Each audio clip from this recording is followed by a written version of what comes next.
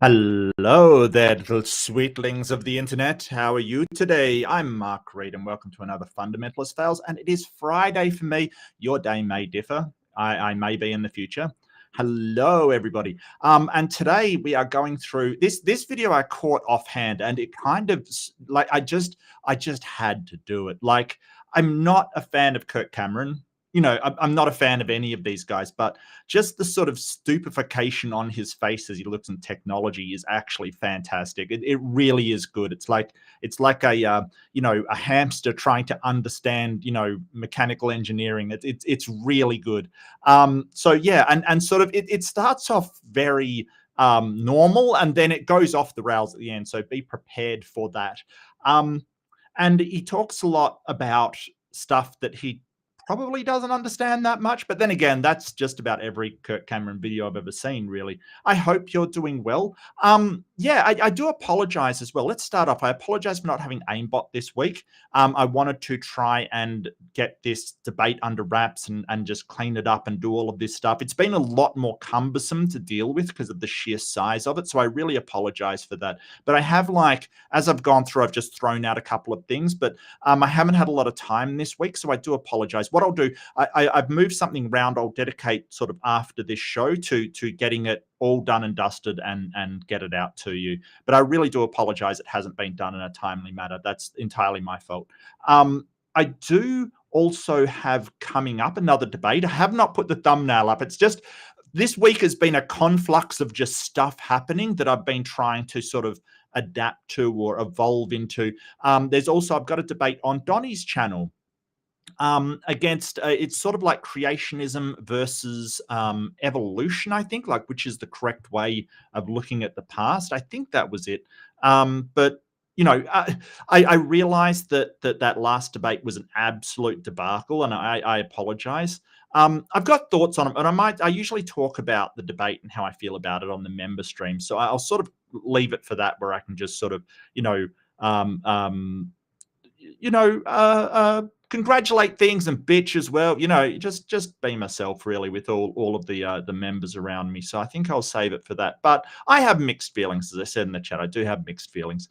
But Donnie, of course, this is what I'm saying. He does run a tight ship. Like, I realize not a lot of people like Donnie. I disagree with him on all kinds of things. I really disagree with him on, for instance, ERVs, endogenous retroviruses, and evolution and the age of the Earth and geology, a ton of stuff. But I respect that he runs a tight ship, and he would never allow that kind of thing on that happened on Modern Day Debate. He would absolutely never allow it. So, I respect that. I do, that he doesn't allow someone to just insult or just, drag the conversation into just an absolute fight kind of thing. He at least has some kind of decorum, I would say. I'll use that word, decorum, when he does do his debates. So, people say, oh, he's horrible. It's like, yeah, he's actually one of the better Christian moderators out there. I don't have I know that occasionally he leans towards stuff. I get it. Okay, I totally get it. He's one of the better Christian moderators out there, and I will actually stand by that. Maybe it's because the competition is really, really bad. Maybe that's it. Creation versus evolution, what is the proper perspective of the past, is the title of it. So that is the title of the thing. Yeah, it's going to be fantastic. I will run a live stream. Now, I do realize, and I put my mods through hell. I put my mods through hell. Thinking back on it, I probably could have turned on subscriber only and slow mode. I promise I will do so this time. I 100% promise I will check on it. And if it is people coming through, I will put on slow mode, and I will put on subscriber only to try and limit the amount of people coming in. I don't know. I've had a lot of comments on the video. I was worried about Wilson's followers can be very, very punitive, vengeful. So I was a bit worried about them coming into chat, but I think that we should be okay. We'll see how we go. See what happens. I gave Donnie a heads up that, hey, if the audience does follow, he could be going over there. But that's more just professionalism. I think that yeah, I think that I really don't want to do that kind of dumpster fire debate, if at all possible. I don't feel great about being there. But anyway, I'll talk about that on my other show, on the member chat, and that's for the believers. That's for the believers. Um, if you're a believer, if you're a believer in the reading, in the read, that's thank you. Really appreciate it. Really appreciate it.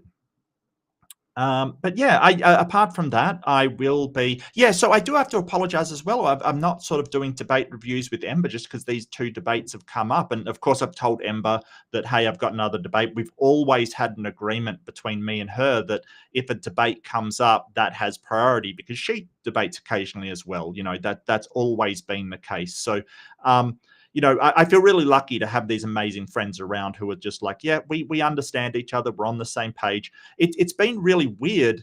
And like, I got to say, everybody, the community's fantastic. I love you all. It is just a gorgeous community. I could not ask for a better community.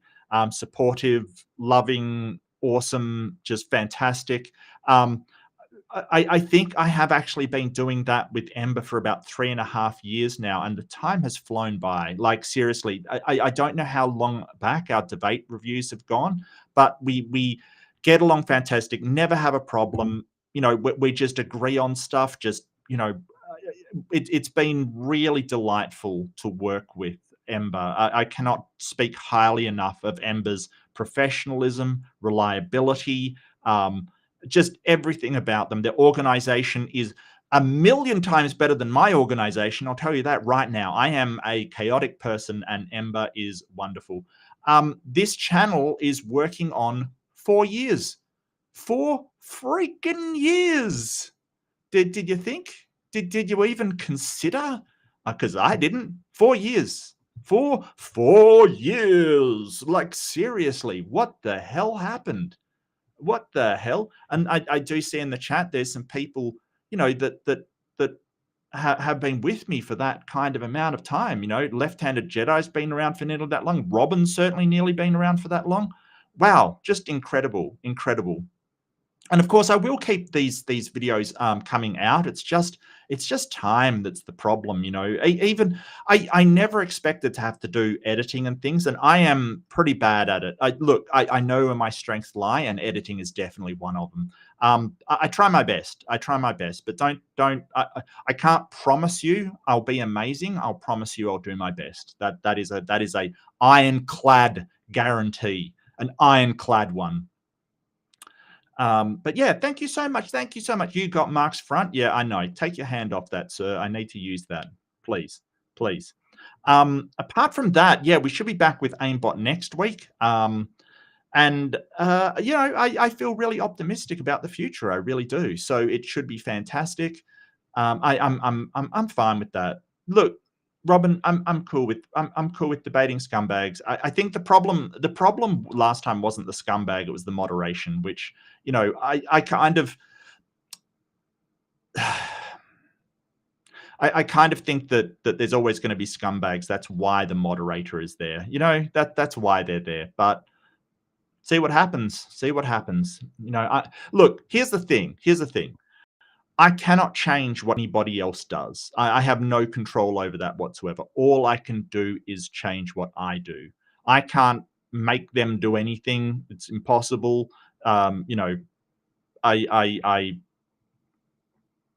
All I can do is change what I do, and that's okay. That's all right. There's a lot of news this morning. I sort of not going to go into it, but wow, just the news coming out from the last couple of days is wild. It was the debate moderator. Thanks, thanks, Justin. Yeah.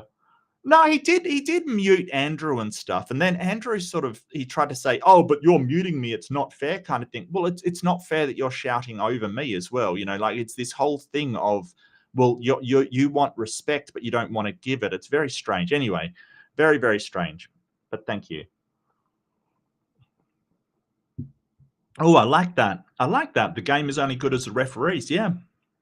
At the same time, I do. I never understand. And here's the thing. I may have criticism towards the moderator, right? But when you're in the debate, usually I just wear it. And the reason why, one thing I can't stand in debates is when people go in and they'll argue with the moderator.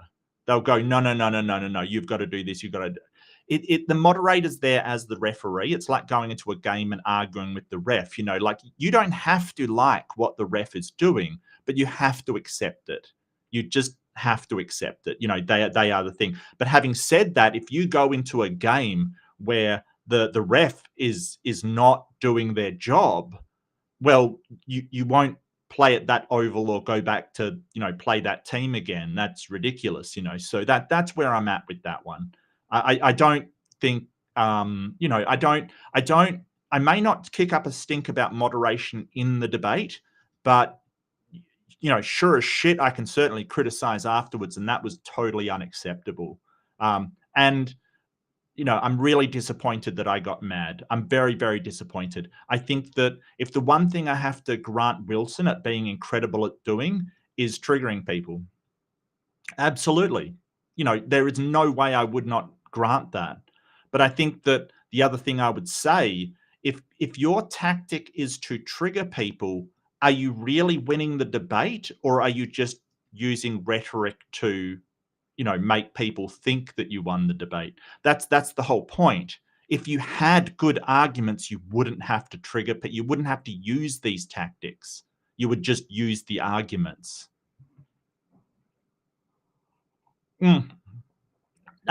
Not necessarily. Well, yes, he was. But look, I know James pretty well. I've known him for 3-4 years now.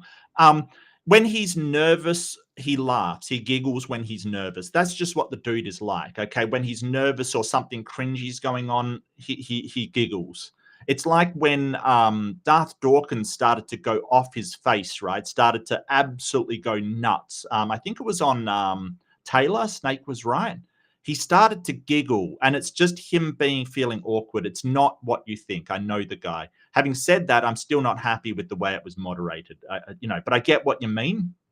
That was funny because Darth Dawkins, he kind of was like, oh, to Taylor, and Taylor's name is Snake was right.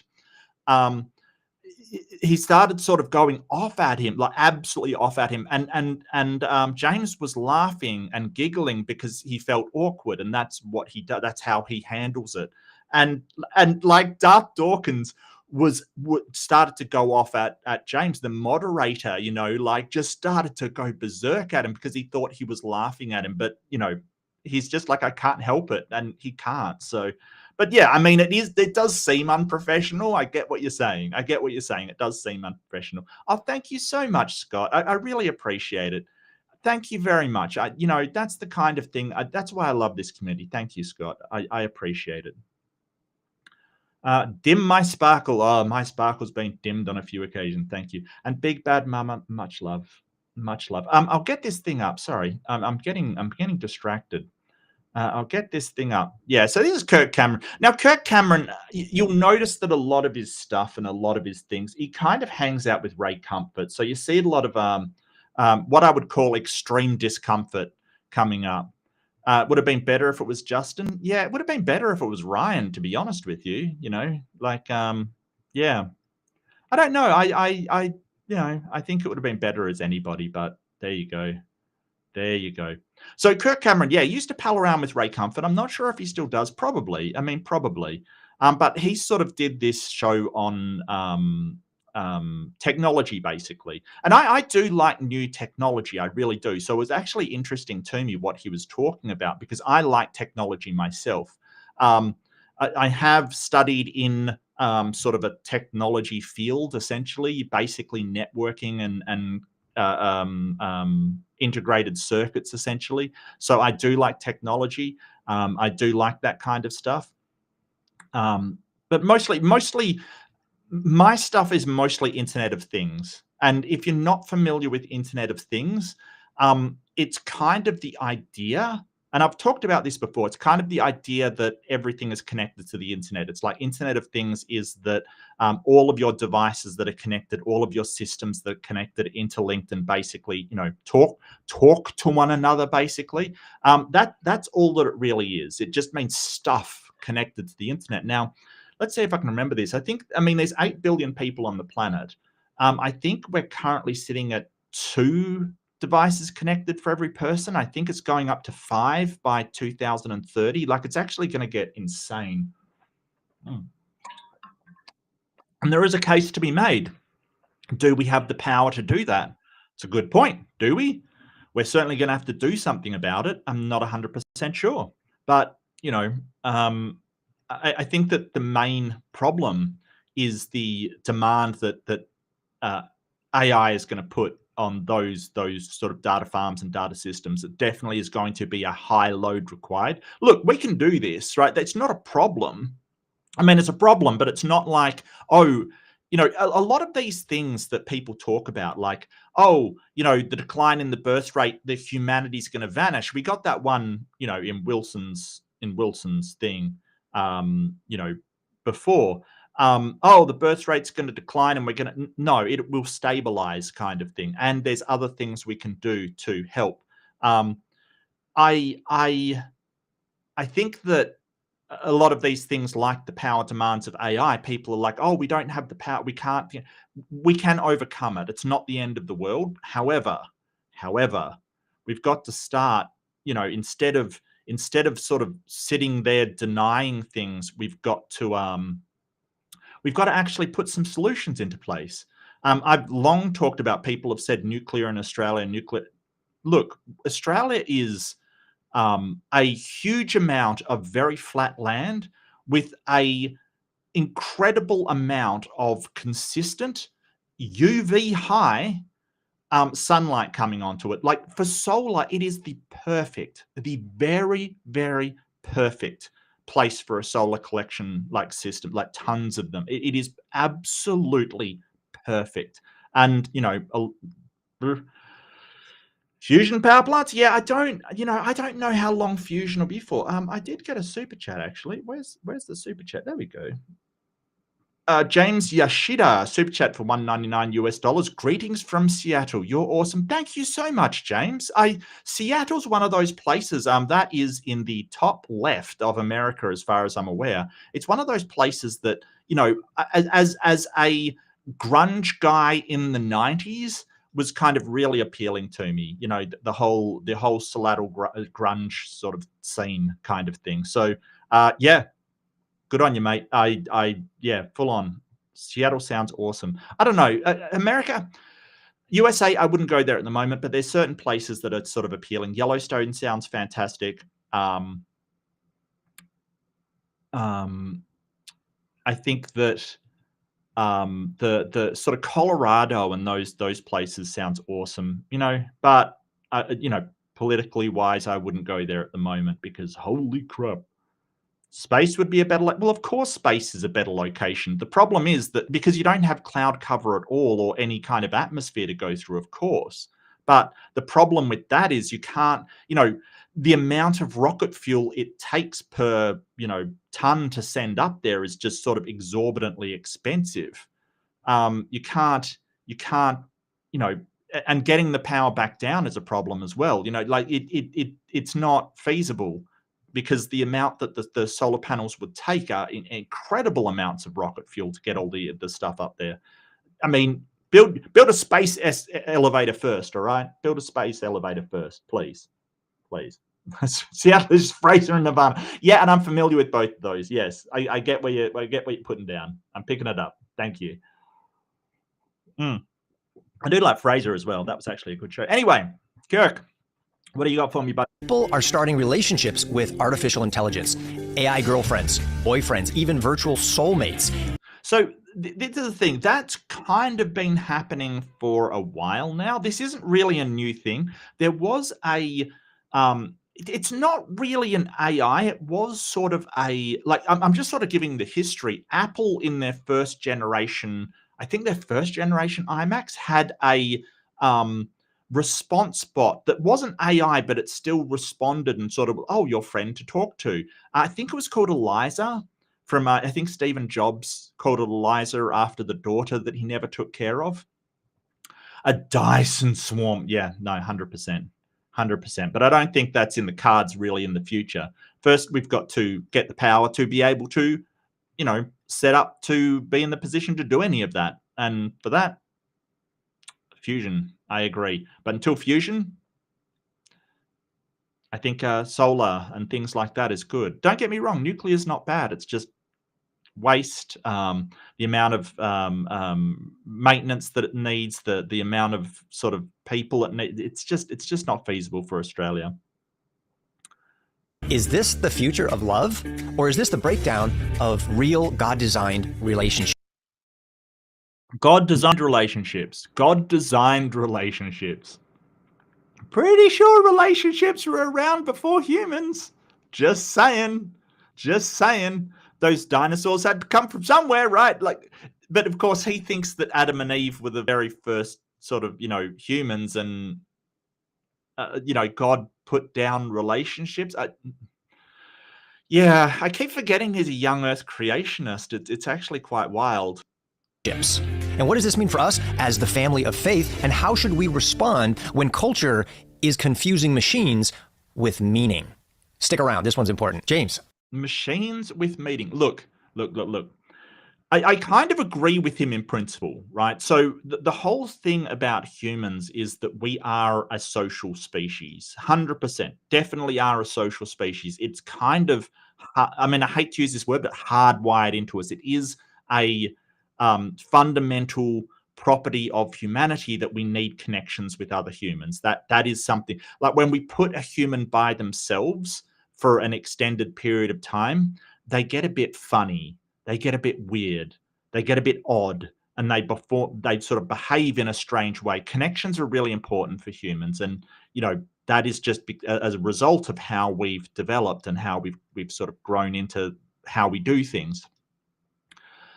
Does that mean that artificial love or artificial sort of relationships are terrible? No, they can sort of fulfill a need until we can sort of bring that person into actual relationships. There are some people, and being on the autism spectrum, I am keenly aware of this, that have trouble sort of adapting to that social, given back and forth, that social expectation, that relationship thing. Even now I have problems maintaining relationships, right? I don't mean just sort of, romantic or sexual relationships. I mean just friendships. I remember somebody talking, I'm not sure if it was a guy doing stand-up, but I remember somebody saying, have you ever been a man and tried to make a friendship? Right? It's awkward. It's very strange. It's like, you want to be my friend? It's very, very weird, right? It's this weird thing about sort of guys. It's very, very strange. So, there is a loneliness problem with men, and that is exacerbated by sort of a toxic masculinity culture, which sort of says, hey, you shouldn't be in a vulnerable state, even though you are in fact vulnerable. Like, don't be vulnerable. Don't tell people you're lonely or upset or anything like it. You have to be tough. And so they never actually connect with people and never actually, overcome this problem of being lonely. It is a problem. It is a problem. And I don't see why AI or any kind of machine relationship, let's just call it a relationship emulator. A relationship emulator can't help with men and women in their how to engage with people, how to socially correspond with people in the real world. However, there is a point that you have to say, well, yes, but we don't want that to be the end result. Like, we don't want it to be the aim.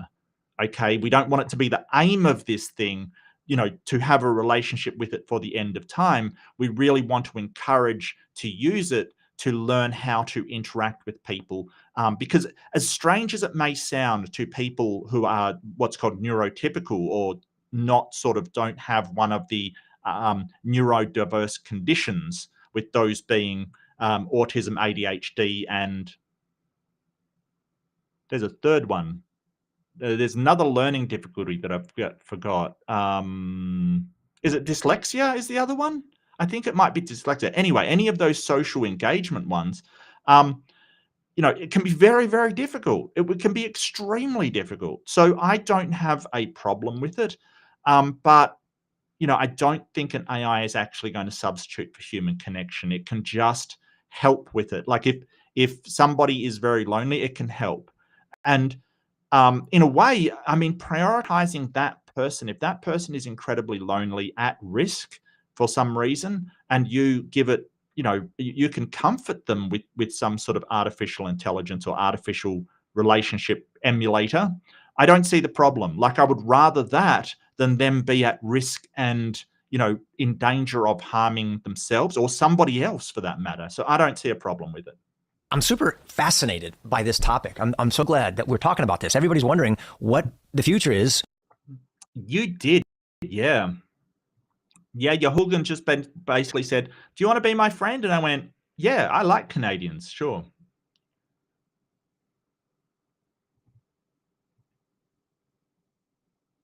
What a guy. With AI. Yeah, I wanted to So this guy, I think this is his son. I'm not 100% sure. I think this is his son. I don't know. Kirk Cameron's a bit of a weird one. I think that I've never really seen like his shows. Like, I was talking to Left-Handed Jedi before the show started, and I sort of said I've seen, like, what was it, Growing Pains or whatever? Was it Growing Pains? Like once or twice, but not really any more than that. Yeah, so I think this is his son, one of his sons, which is really nice that he's sort of taking him on the show and stuff. That's really cool. Good on him. Good on him. But I mean, it's Kirk Cameron. What can I say? I sort of know that he sort of went out of that show and then kind of did the religion thing and nothing else. Like that's essentially what he did. But my issue with Kirk Cameron is all of the really bullshit movies that he's making now. Like, what was it? Saving Christmas? Yeah. Ugh, what a terrible movie. Like, seriously. The things that he was suggesting in that is absolutely terrible. And it was misleading because it was kind of like its thing was it Growing Pains or was it Full House? I don't know what he's in. Hang on a sec. Hang on. Where is it? No, it was Growing Pains. Okay, I'm right. So the misleading things about, like, the Christmas thing was like, oh, just enjoy Christmas, but that's not what he believes. He doesn't believe in Christmas for just the, hey, it's great to celebrate it because it brings people together. He absolutely thinks that it's the sacrosanct holy day. Yeah, absolutely. No, I'm right on board with that. Misinterpretations, right on board with that. Totally. I can't help but feel if I had that when I was younger, it may have actually helped a lot. Like, it may have actually helped me a lot in my struggle to interact with the rest of humanity in some kind of normalized way. Like, I don't even know how else to describe that. Full House with his sister was his sister. Full House was his sister. Oh, okay. That's just a dig at Candace. All right. Well, just go for it. Yeah. Today, just dive into the newest. Yeah. James Cameron. There we go. I didn't even see his name. Why has he got a lantern beside him? Is that some reference that I'm unaware of? Is that like, the light of Jesus or something? Why does he have a lantern? What's that for? Like, doesn't your studio have lights? Do you need a lantern? What? I'm so confused. Updates. And he's got a little Jesus on his microphone. Is that, like, he's got surfing Jesus on his microphone? Is that like false eye? Is that idols or something? Is that graven image? I wanted to today just dive into the newest updates and inform you and the rest of the people because I found this super interesting and I think it's a really good conversation that we can have today. All right, the first thing that I want to get into today is the new AR glasses prototype that Google just came out with that might eliminate all language barriers. Take a look. Yeah, and this is cool, right? This is basically It's almost like we're doing communicators from Star Trek. It's pretty. It actually is pretty cool. Now, this I don't really have a problem with. So if you're talking, and this is the thing, not all AI projects and developments are equal. Okay, so really we're talking about server load, which is the amount of computations, the amount of threads that are processing per second kind of thing, or per nanosecond, or whatever the metric is, basically. Not all of them are created equal. If you are doing pure language, just simply writing, it's not that much of a load, right? Not compared to something like graphics applications, if you're doing pictures. If you're just doing, somebody talking and it just, does text to speech based on an AI algorithm, that's pretty low load on the server. So this is definitely one application I can get behind. Yeah, universal translators, absolutely. Absolutely. Although, universal translators isn't really the thing, because if you think about it, okay, think about it. The Star Trek guys, they would go to a planet and meet a species they'd never met before, and the translators would work. And that's just ridiculous, right? That is not what these things would do. You have to train them on the language first. So, yeah. Yeah. My mother speaks Mandarin, and I speak English, which is a strange thing. Well, not really. I mean, there's a lot of multicultural families. I don't know. I mean, if you haven't grown up with the language, or you haven't learnt your mother's language, I mean, that is a little bit weird, but, different situations for different families. It's totally understandable. And I was going to mention that, Yahooligan. You've absolutely undercut me again. I love you. You've undercut me. Yeah, isn't this like undoing the Tower of Babel? Isn't this like undoing why language is separate in the first place? And this is my criticism of most young Earth creationists, right? It's that everything is literal except the metaphorical things, right? Because he's going, oh, well, this is fantastic. People are like, being able to instantly understand each other's languages. Didn't God separate the languages so humans couldn't work together? Wasn't that the point, it says in the Bible? Isn't that the whole thing? That they had to have their language separated, because if we could communicate, we could do anything. Wasn't that the problem? That was the other thing. God, you people, you are undercutting me left, right, and center, and I love it. Stop being awesome. Just stop it. Cut it out, okay? Cut it out. Stop being awesome. Look, yeah, absolutely, absolutely. It's kind of like what I thought, Jessica. What I thought was, imagine someone's using AI for, there's a massive conference and you're trying to deal with another nation in doing peace talks or something, and the computer absolutely stuffs it up, and you basically say to the Chinese ambassador, please shove your hamster into your wife's cleavage, kind. You know what I mean? Like, it could turn very nasty. I think it's like those the ones where they were saying, hey, use it as a lawyer. No, not really great for very, very important things, like that's probably a bad idea. So I'm right on board with you. Yes, I'm kind of skeptical as well. But however, for just everyday applications, I don't get the problem. But definitely for sensitive stuff, I would still want, I would not use AI for really sensitive applications. 他讲英文我可以听得懂，可是有时候我讲不来嘛。We'd love to be able to share with you a new prototype we've been working on. You should be seeing what I'm saying, just transcribed for you in real time, kind of like subtitles for the world. What we're working on is technology that Hang on, is this really going to sell in America? I mean, they hate subtitles. A lot of people do, actually. I don't mind them too much. Subtitles, it's one of those things where you kind of just get used to them, and it's almost like, yeah, I don't have a problem with subtitles. I'm fine with subtitles. But I know that a lot of Americans, like, they won't even see a movie with subtitles, right? Like a foreign film, you have something absolutely awesome like Parasite or something, they'll go, oh no, I don't want to see it, it's got subtitles. It's like, really? That's your problem? Just learn to read. Maybe that's the problem. Yeah, just blame the American education system for everything. Enables us to break down language barriers, taking years of research in Google Translate and bringing that to classes. You see me? Oh, sí te veo.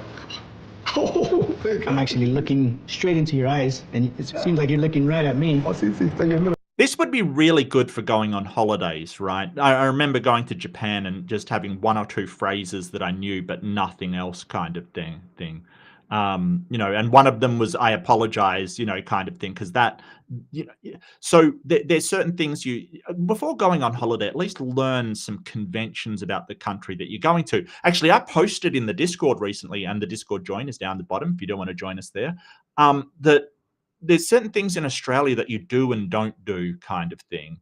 Like there's just certain things people will get real upset with you. One of them was like littering. If you litter here, people will fucking get mad. I'm not even joking. People will get mad. And a lot of people said, "Oh, that's the same as my country. That's nothing unusual." It's like, yeah, I get you. But there's some places that people come from where they think it's fine, and people over here will get absolutely outraged. Stuff like thanking the bus driver. I remember talking to who was it? I was talking to somebody in there. Was it Jedi? Said that, hey, we thank the bus driver. Yeah, Australians all do. It's kind of wild. We're just very friendly, but yeah. But in Japan, it was like learn which side of the escalator to stand on, and don't sort of block the escalator. Just stand on one side and don't block it. Like I think it's usually left, except for in Kyoto where it's right. It's one of the cities that's different. It's kind of a bit wild. But that's one thing you really should do. I think it's sumimasen. It's been a while since I've been to Japan. I'll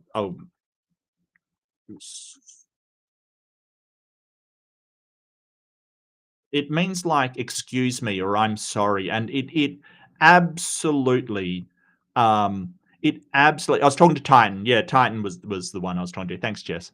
Sumimasen is sort of like, "Oh, excuse me, please. Excuse me," basically, or it's kind of "I'm sorry," but more "excuse me," pardon me, just, and it will break down so many barriers if you just know that phrase, kind of thing. Right? Like if you just know that one phrase, it actually, like, people will actually be absolutely gorgeous to you in Japan. If you just learn the bow, learn konnichiwa, and stuff like that. Just a few phrases, but sumimasen to say, "Oh, please excuse me," kind of thing. It will go so far. I'm not even joking, just so far. Incredibly far to people being kind and nice to you. And they were wonderful, absolutely gorgeous people. Absolutely. Wow. Making access to information just instant and intuitive. By doing that, technology fades into the background, and we're more connected with the people and the things around us. Wow. Yeah, and stuff like getting dictionary definitions or getting, travel stuff. I don't really have a problem with Google Glasses. I just think that a lot of what it does could easily be accomplished by a phone, and I worry about sort of battery life, and I certainly do worry about hackability. Anything with a connection is hackable. Sorry to burst your bubble. There's nothing like if you're talking about NFC. Okay, so it's called near field communication. It's basically I know that NFC may mean something else, but it's basically near field communication. Bluetooth is one of them, right? Like that's basically a very, very short connection. All of them are hackable. All of them always are hackable. Whether or not someone would take the time to try to do so is another story. It may not be worth it. It may be, but anything that is broadcasting or receiving is kind of a vulnerability point. It may not be a very weak vulnerability point, but it's still a vulnerability point. So I kind of wonder, like my mind goes down these tracks of if you could hack it, what could you show the person on those Google Glasses? And what could you make them do or suggest for them to do or lead them into or manipulate them to do if they think that they ask for directions and you give them the wrong ones? Could you do so. You know what I mean? Like, there are these problems that we have to address with this technology. One of them's security. One of them's accessibility. One of them is, authentication and control. Like, there's all these problems we have to address. It's just that it's fine to wonder at the marvels of it, but we really need to talk to people in that industry who understand everything about it to say, hey, what could come up here that is a problem, right? That can be horrendous. Oh, hey, Tori, good to see you. Oh, yes, I believe the same in Australia, yeah, hooligan. If Canadians didn't have that law, they would be responsible for everything. Isn't that crazy? That's beautiful. I mean, can you imagine a mom and her daughter, father and son, can now have a real conversation, whereas before it was such a struggle? Yeah, and you could go to Europe, you could go to South America and talk to all of these people that you wouldn't. It should be fine. It should be absolutely fine. It's just, if you're wandering around with the, wallet out and, the card there, it would be a problem. But, usually it only starts to broadcast when it's got some kind of something to broadcast, essentially. But yeah, I mean, the amount of time it would take for someone to hack your Bluetooth on your phone, for instance, I think you would notice if someone was like sitting around you for that length of time. It would take so long. But this is a problem we have to be aware of in the future. Never be able to talk to before unless you learned the native language. But now you can have a conversation with them and understand what they're saying by just looking at them. All right, the next one. Isn't that a violation of the Tower of Babel, the entire premise? This is the thing. It's kind of like, oh, we can't do this because the Bible says this. We can't do that. We have to procreate because the Bible says go forth and multiply. But when it's language, it's like, oh yeah, who cares about Babel? Yeah, no, that's not a thing. Who cares, right? I just wish they'd be consistent, and sort of say, hey, it says that God did this, so we can't communicate. I don't like. Why don't you take that into account? It's so selective. Oh, I'm sorry to hear that, mate. I'm really sorry to hear that. I hope she's okay. Well, don't forget that if somebody hacks into your bank account, they didn't steal it from you. Okay, just remember that. Well, okay, I will, do some qualification for that. In Australia, if someone hacks into your bank account, they didn't steal it from you. They stole it from the bank. It's the bank's problem. Right? Unless they can show that you've been what's the word?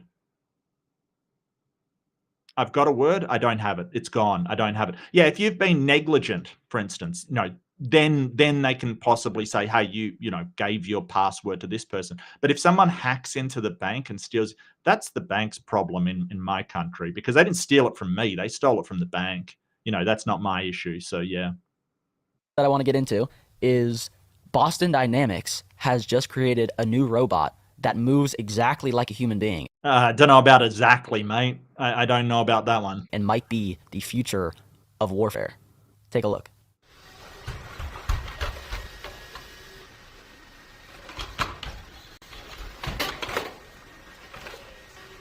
Yeah, I don't know about exactly. It's pretty good, don't get me wrong, but I don't think it's, running in any Olympics or, doing high jump anytime soon. I wouldn't say exactly. It probably moves better than some people, though,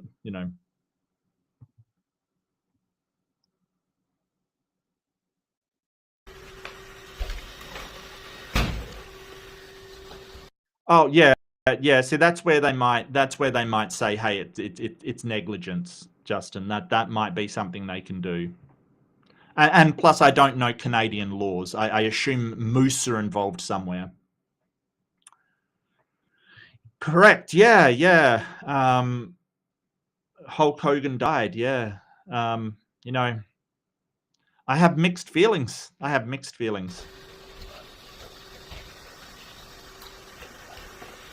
Wow.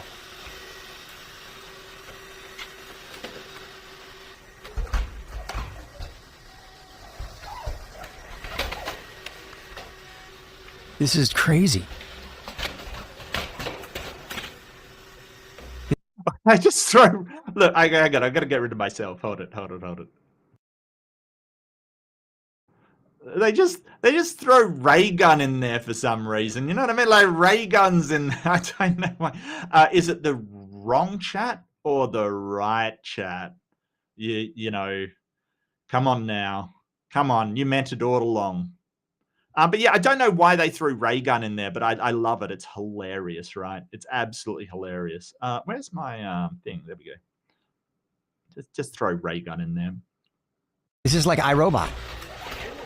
I was about to say. Yeah, kind of. Yeah, it's getting there. I don't think it's as smooth as iRobot, particularly. I think it is still a bit clunky. And so what Boston Dynamics is doing, don't get me wrong, it's absolutely fantastic, but they're running it through a certain process, right? A certain series of steps, certain things that it's doing. You know, they're not really at the point where it's an autonomous system where it can walk around and make, you know, sort of things on its own. It's basically running through a demonstration program. So yeah, it's absolutely fantastic, but I think that they're thinking, oh, it can just move around however it wants. I don't think they're at that point yet, mate. I think that you're assuming that this is sort of, oh, the robot decides what to do. I don't think so. I think this is them running it through. It's, don't get me wrong, really impressive, incredibly impressive. Justin, seriously? Justin.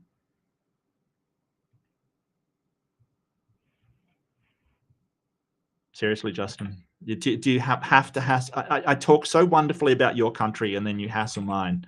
I'm so disappointed, Justin. So disappointed.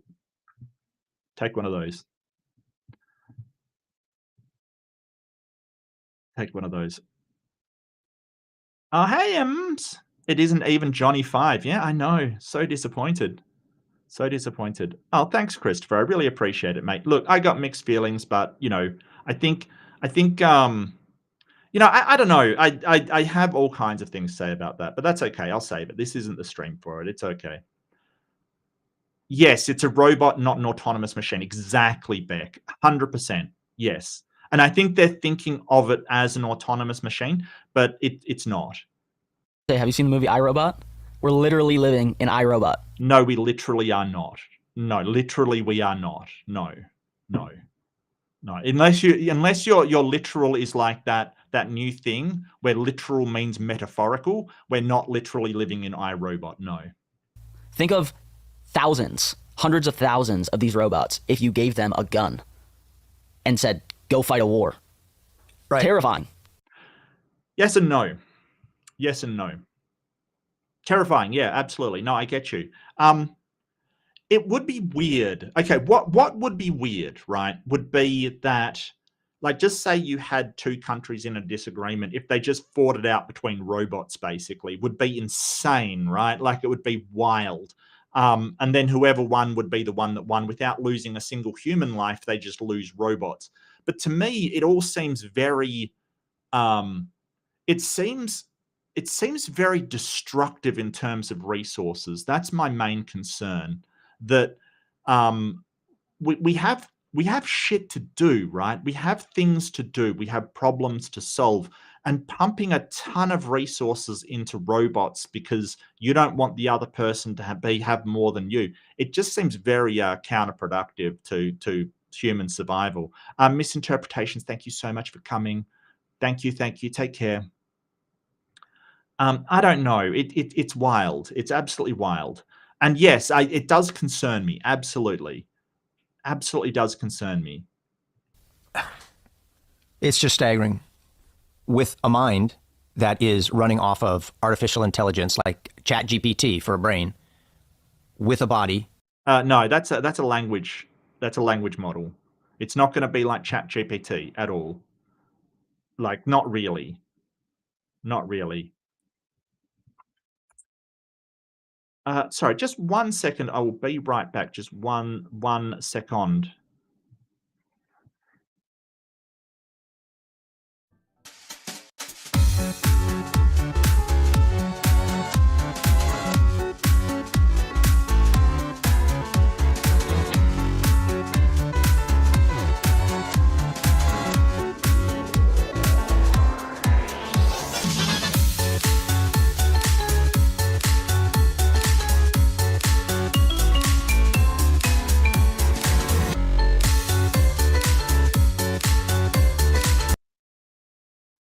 My apology, little sweetlings.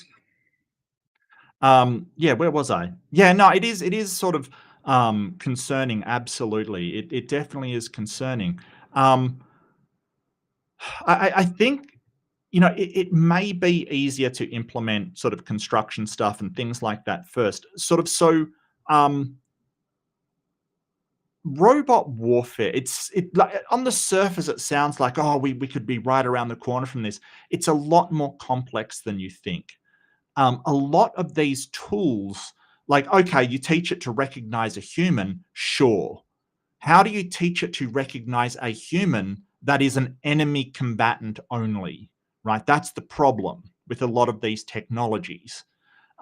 Yes, you could give it some kind of learning model to recognize certain things. How easy would these damn things be to fool if you just put on an enemy uniform and snuck behind lines? They wouldn't care. If they can learn to recognize that stuff, they could be fooled so easily. You know, there's a myriad of problems with them, right? Of actually getting these things that have to recognize, the difference between a just a normal car and a combat vehicle, like a heavy vehicle, like a Jeep or something. And then you could easily fool them by just driving through on a car. Like there's so many problems because they have to be. Look, Rembrandt. No. We're not talking about just robots. We're talking about AI-driven robots. I get you. I get you. Drones are war robots. Yeah, kind of. Yes, I think robots is a bit of a stretch, but UAVs are definitely getting there. Oh, battle bots. What are you talking about? I will fight you. They're battle bots. Come on now. Come on. Battle bots. What are you talking? Come on. Come on. I don't. Anyway, yeah. No, I get what you're saying. It's just, and the idea of what makes a robot, like a humanoid robot, a better fit for combat operations than something like a drone, right? If you're going to automate something, why would it be sort of in human form per se? That's something I don't understand. Because yes, humans are pretty cool. We can do some really cool stuff. But if I was to design a combat robot, it probably wouldn't be in a human form. It would probably be, something like a tank or something like that, treads and things like that. It seems more reasonable to do that. I'm not 100% sure why we need like a humanoid form. For certain things, it's fantastic, fine motor control and things, but at warfare, you don't really need fine motor control. I'm struggling to think of anywhere. I don't know. It just seems weird. It just seems weird. With a gun and armies of them. And the scariest part of all is that AI is progressing at a rate where they're doubling its computational power every 6 months. Yes, that is probably true. It's doubling its computational power every 6 months. But the important thing to remember is that computational power does not necessarily mean, like, it doesn't transfer directly to its ability to do certain things, right? It just means its power to process whatever it is that. So a language model, like a machine learning language model, like ChatGPT, if you double its computational power, it doesn't suddenly get the ability to, design a gun or something. Like, that's not what it does. Okay, so when you're talking about this, just increasing computational power does not give it any more intelligence, if you will. It just means it's able to process faster. That's all. So the real when the rubber hits the road when someone does an artificial general intelligence, something able to think about anything, which I'm not, we're not really right around the corner. Like, we sort of see how it could be done at some point in the future, but I don't think we're really there yet. What's really troubling, and I'll talk about this later as well, but what's really troubling is this push by the tech billionaires, by Trump taking all of the safeguards off, just do AI because China's doing it. and China's going to be doing it because the US is doing it. It's frigging crazy. That somebody's going to come up with one of this thing without any kind of safeguards, any kind of, really getting an understanding on what the hell they're doing. That's the problem. But, the Trump government's not frigging helping with that. So every 6 months, AI is getting twice as good. That's amazing. That's amazing.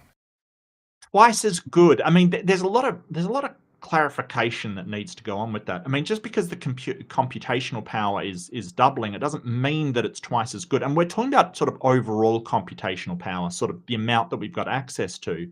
It doesn't mean that any single AI is suddenly twice as powerful as it was. No, not really. We're just adding more servers and more machines to be able to compute more. I don't know. It's very strange the way that thing. More good? How do you mean good? It's very strange. This is why Elon Musk said the greatest existential threat to humanity is not nuclear weapons, but artificial intelligence. Yeah, I mean, I think biological weapons are more of a danger than nuclear, right? Nuclear weapons, yeah, someone might fire one off. Yeah, gotcha. It might be horrible, but I think biological could actually be more dangerous. And yeah, sure, AI is probably just as dangerous. Maybe, yeah. Yeah. Speaking about Elon Musk, let's take a look at this video where he's talking about how AI is going to surpass human ability exponentially. Let me ask AI. Not that I'm thrilled about seeing either Elon Musk or Ted Cruz. What the hell is Ted? I mean, I don't understand how Ted Cruz has a job. He treats Texans so badly and throws them under the bus at every opportunity. Why do these people vote for him? Actually, I saw I think it was a Texan senator. It was this new guy on the scene. He's really cool. He's an ex-pastor or something, and he kind of talks about we keep getting set against one another. I really liked what he had to say, that we keep going, oh, you don't like this and I like this, and we keep getting divided among ourselves while, pricks like this guy, this Elon Musk, rips us off. He's not wrong. He's not wrong. In 10 years, how is life going to be different because of AI for just a normal person? Well, 10 years is a long time. In 10 years, probably AI could do anything better than a human can, cognitively. Probably almost, I think in 10 years, based on the current rate of improvement, AI will be smarter than the smartest human. Yeah, so when they said, oh, in 10 years, AI will be able to do anything that a human can, it's very funny that they missed off the cognitively, right? Cognitively. So that doesn't mean artistically, it doesn't mean instinctively, it doesn't mean any of these things. It means cognitively, which is a special type of thinking, right? That's our type 2 sort of ordered thinking. Sort of designing buildings or doing this or doing, it's very selective. And they've gone, oh, well, now AI will be able to do anything that humans can. That's not what he said. He said cognitively, like pure intelligence. Yeah, probably. But we don't just run societies on pure intelligence. I mean, I kind of wish we did, but we don't, right? We run it on all kinds of things. So it's kind of this misrepresentation to what he's saying. Yeah. There will also be a massive number of robots. So humanoid robots. By the way, I got to ask, how come your robots look so much like the creepy robots?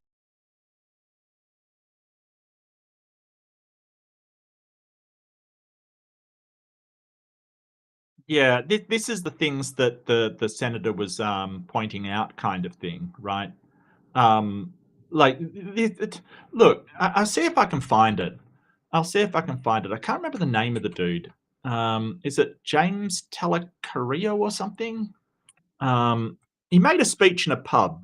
Hey, do you guys use the word pub? Or what do you guys use? Do you know what a pub is? Do you know what a pub is?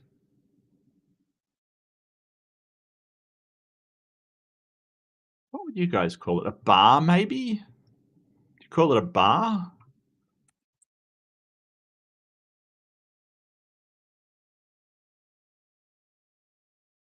Trying to find it.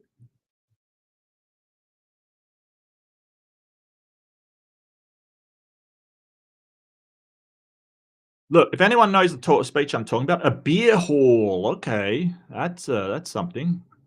It was a good speech. It was really good. I really liked it. And apparently, it was like the first rally that a lot of people in Texas have been to. It's like, wow, okay. It must be very, must be very depressing. Yes, when trying to talk to yeah, fair enough. Fair enough. The spoken whatnot. Oh, that's fine.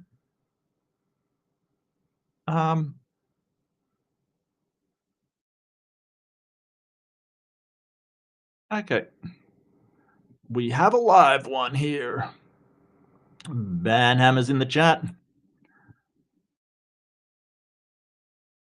Goodbye.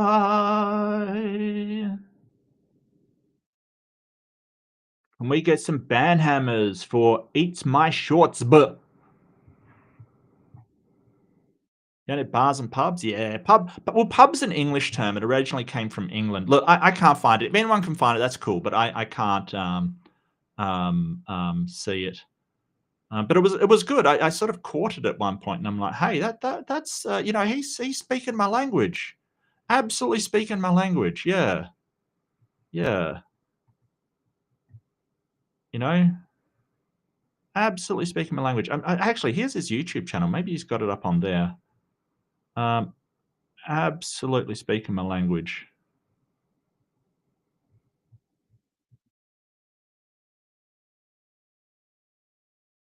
Anyway, it was talking about how like trans people are 1% of the population, illegal immigrants are 1% of the population. All of these other people are 1% of the population. We're worried about the wrong 1%. And I went, yes, absolutely, absolutely. We're worried about the wrong 1%. Yes.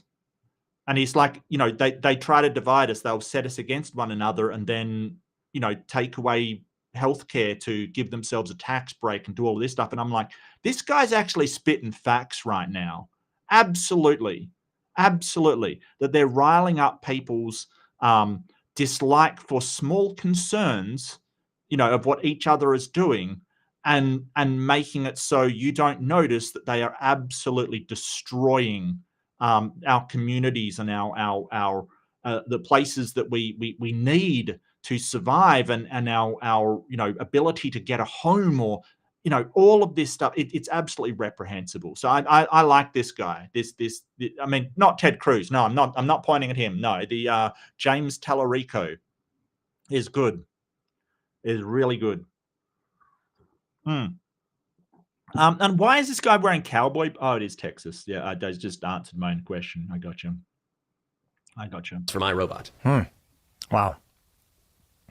I mean, I think AI is already smarter than the smartest human in terms of its ability to recall information, access information. Well, yes and no. Yeah, I think that we should be terrified of fundamentalist Christians. Right. There are evangelicals who aren't too bad. They're fine working with other people and stuff. They're not too bad. It's the fundamentalists that are a problem. And that doesn't matter whether it's fundamentalist, evangelical, fundamentalist, Catholic, fundamentalist, Orthodox, fundamentalist, Muslim, anybody fundamentalist. I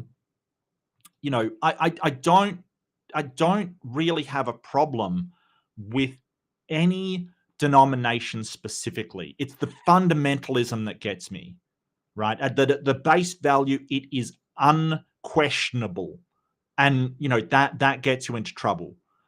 So it's just that the reason why we look at evangelicals is because out of all the denominations, the evangelicals are by far producing the most fundamentalists, right? That's the problem. Process information and do it with speed and accuracy. It's just phenomenal. Technology is one of those things that I don't think is inherently evil or inherently good. It's just all about who's using it and what it's being used for. So I know God didn't like iron chariots. Maybe they were inherently evil. I don't know. Yeah, I mean, I don't see technology that way either. It's just, we've got to decide what to do with it in a way. But how do we do that? Well, I think we need to look at some moral structures in order to see what we're doing. It's phenomenal in that we can figure out the cure to cancer, right? We can figure out the solution to the world's greatest problems. But do we have the moral character to be able to keep it on the track of what is true and good and beautiful? Or are we going to end up using it the way people use other powerful things? Look, I don't know how you would even explain good and beautiful to an AI. I don't know how you would explain that. Like, I really do not. Like, especially the beautiful part. Like, good you could possibly explain in virtue of some sort of goal, but it would be very, very hard to do. How do you explain beautiful to an AI, like any kind of machine learning system? I don't know how you would do that. It is completely nonsensical to say that. I don't know how you would do that. It's wild. No. All right, the next video that we have is 2 AI agents that started speaking to each other in a new language called Gibberlink that only AI is able to recognize and understand. Take a look. What? Thanks for calling Leonardo Hotel. Yeah, so Gibberlink, I think it's just a protocol for AI to, be able to talk to one another. But I don't, when he says it only can be read by AI or understood by AI, I don't think that's really the case. I think it's machine interpretation, like it's like machine language. Yeah. So if you're wondering, machine language is basically the binary zeros and ones, right? It's the base level at which most systems communicate with one another. So either, an electron or a not electron, it's either flipped or not flipped. It's just a 0 or a 1. It's binary. That's machine language. You get higher level languages built up from there, like assembly, and on top of that, maybe, C or COBOL or something, and then further up you get higher level languages. But I don't think this is only AI can understand it. It's like, no, only machines can understand it. Like, I don't think it's sort of, I don't think it is what he says it is. How can I help you today? Hi there. I'm an AI agent calling on behalf of Boris Starkov. He's looking for a hotel for his wedding. Is your hotel available for weddings? Oh, hello there. I'm actually an AI assistant too. What a pleasant surprise. Before we continue, would you like to switch to Gibberlink mode for more efficient communication?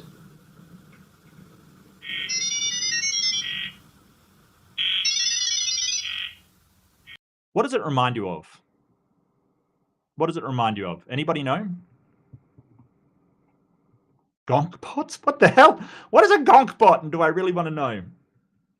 Hey, can we get out the band hammers again? We got a live one, people. And Beck's on it. Wow, Beck. Okay, what I'll do, because we seem to have people coming in from the outside, is I'll just quickly turn on the old members only for chat, and that'll maybe stop them from being complete pillocks, But I was kind of worried about this, and it's really depressing. Not depressing, just sort of, it's sad. It's absolutely sad that you're doing a debate and then they've got to attack you. If you won the debate so bad, why are you attacking? It's very strange. It's trollish behavior. It's very, very weird. Give me 1 second. I'll see if I can't set this up. Stream settings. What am I talking about? What am I doing? Where am I? Who am I?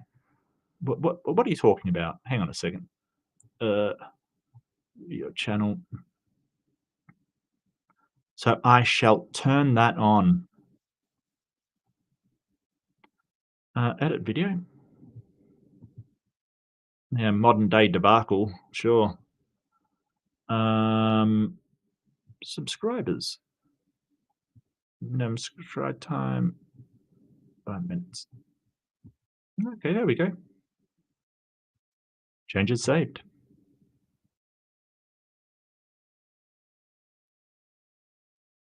All right. Yeah, I just put 5 minutes. Usually trolls don't have that much patience, but if you know, I can up it if necessary. It's not a problem, not a problem at all. So I apologize, everybody. I kind of anticipated this, and I was ready to do it. Look, I really should have done it during the debate, and then my mods wouldn't be ready to strangle me right now, which they are.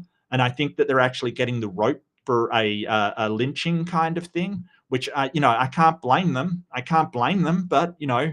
I could have done that. I could have. Look, I don't know what I'm going. It's really weird too. You know, some of the comments coming through. Oh, you're a professional debater. It's like, am I? When did this happen? I'm not a professional debater. Are you serious? What? I don't.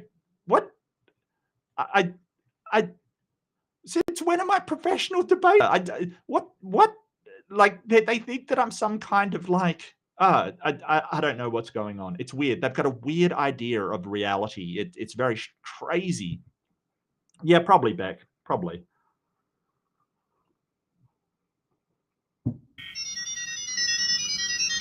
Okay, it reminds me of a modem from like the 80s. You know, those acoustic modems. So modems in the sort of 80s and 90s and stuff, early 90s were called dial-up modems. They basically used tones within the range of human hearing, basically. So they used modulations, and modem just means modulator, demodulator. It just means basically to modulate a signal, and then it demodulates on the other end. So it modulates a signal into audible frequency and then puts out those pulses on the telephone line, which means that if you wanted to order a pizza and someone was on the computer doing something, you pick up the phone and hear this, and you'd be like, or it might just be static kind of thing as it's transmitting some sort of data. Really cool stuff. But from there, we kind of went, okay, well, we don't. Why are we using human frequency? That's not necessary. So then we changed to ADSL, or digital subscriber line, or to get more specific, asynchronous digital subscriber line. No, Dr. Pizza. No. You're right. They did have some of those. So there was a trick you could do with payphones in Australia at one point, that if you had a certain pitch, you could actually tell it to make a free call, and you could do things like that. But yeah, it's very hard to do a digital handshake over a dial-up modem by just a whistle kind of thing. But you could trick the publicly switched telephone network into actually doing things for you, or you know, giving you credit, or all kinds of different stuff by using these series of sounds to fool it into thinking it was like a technician giving it, you know, a sound to say, hey, I need to test this, or hey, I need to make a free call to Canberra or something like that. You know, just some random crap. So yeah, it's kind of similar, but not exactly the same. But then we had digital subscriber lines, asynchronous, which means that it's faster down than up. And then, you know, we're onto fiber, which is, yeah.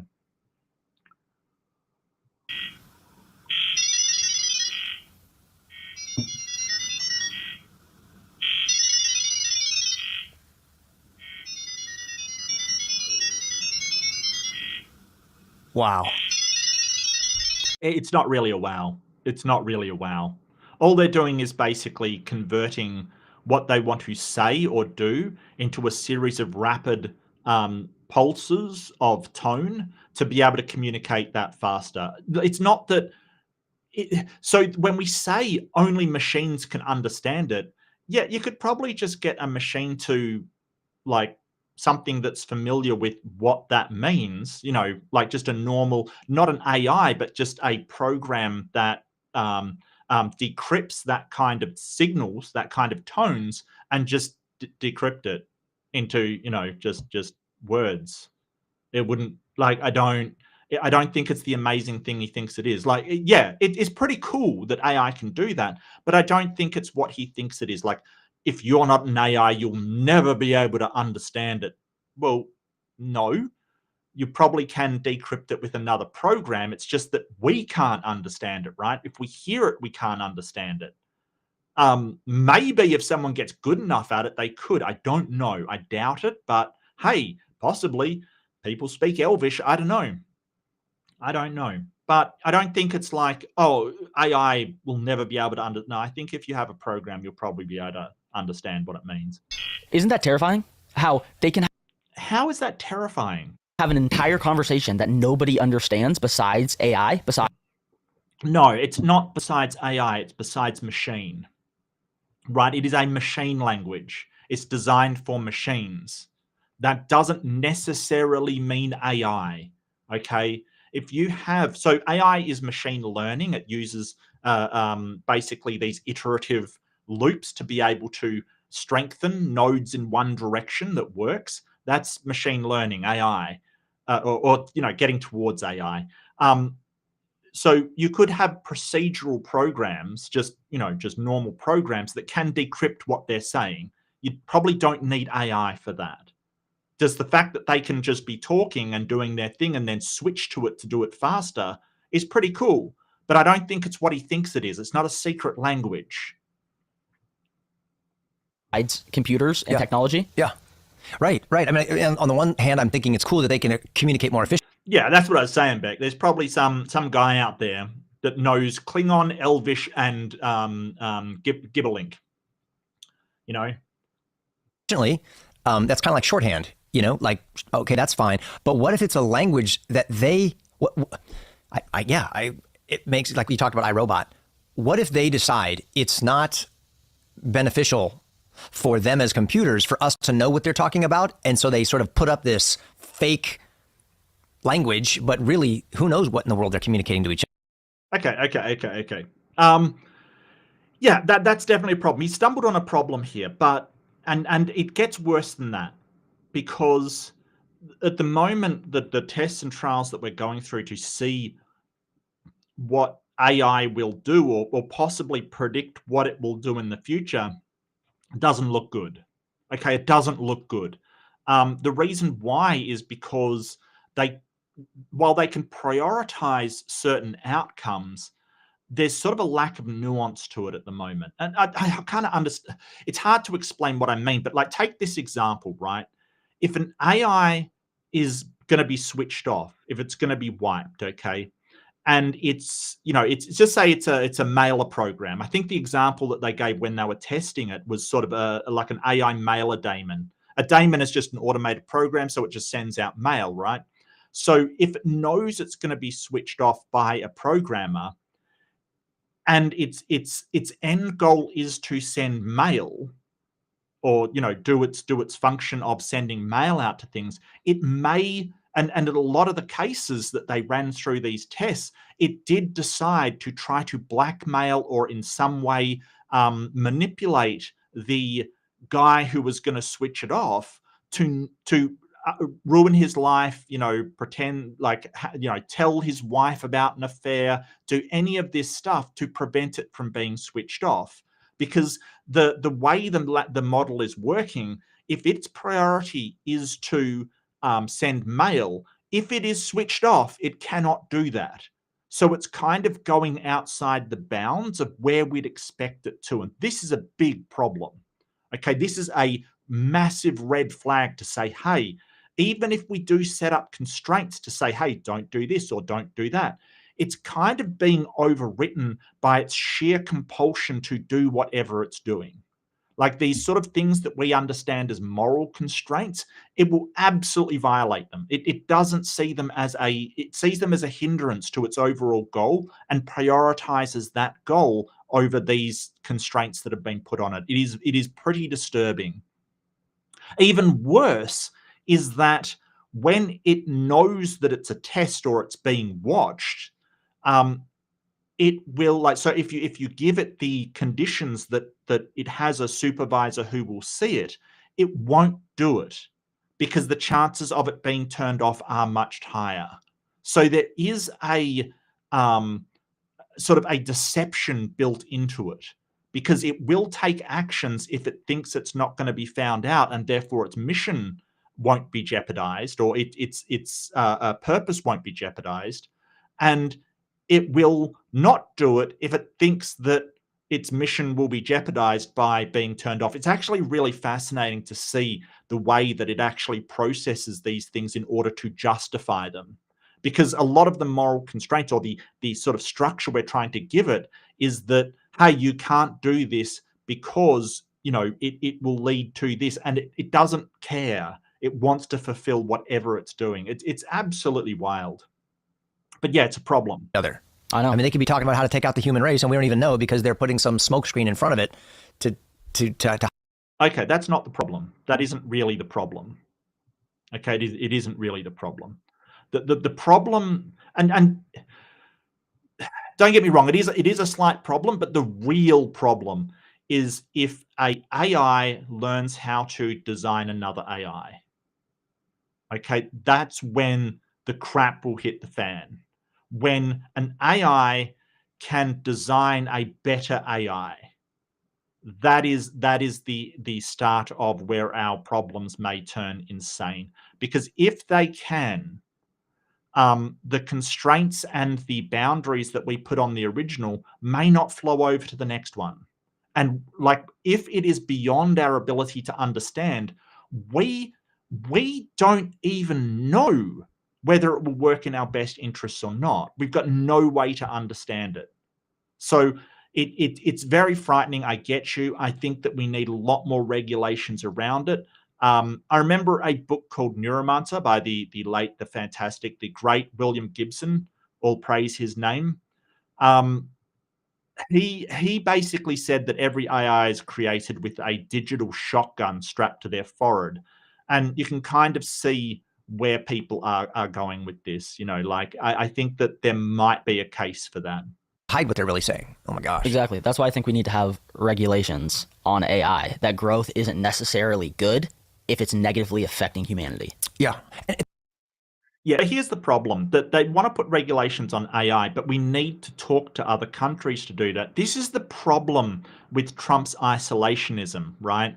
That he's basically going, well, I want to just tariff all these people, and USA doesn't need anybody, and we're going to do our own thing, kind of thing. And we have upcoming technologies where we want to go to China and say, hey, look, this is a dangerous technology. We want to work with you to make sure it isn't a danger to our entire species, right? We want to work with you to make sure that it doesn't get out of control. And that's part of what diplomacy and soft power is. It's basically saying, hey, we want to come to an understanding that we don't use this against one another because it's frigging dangerous, right?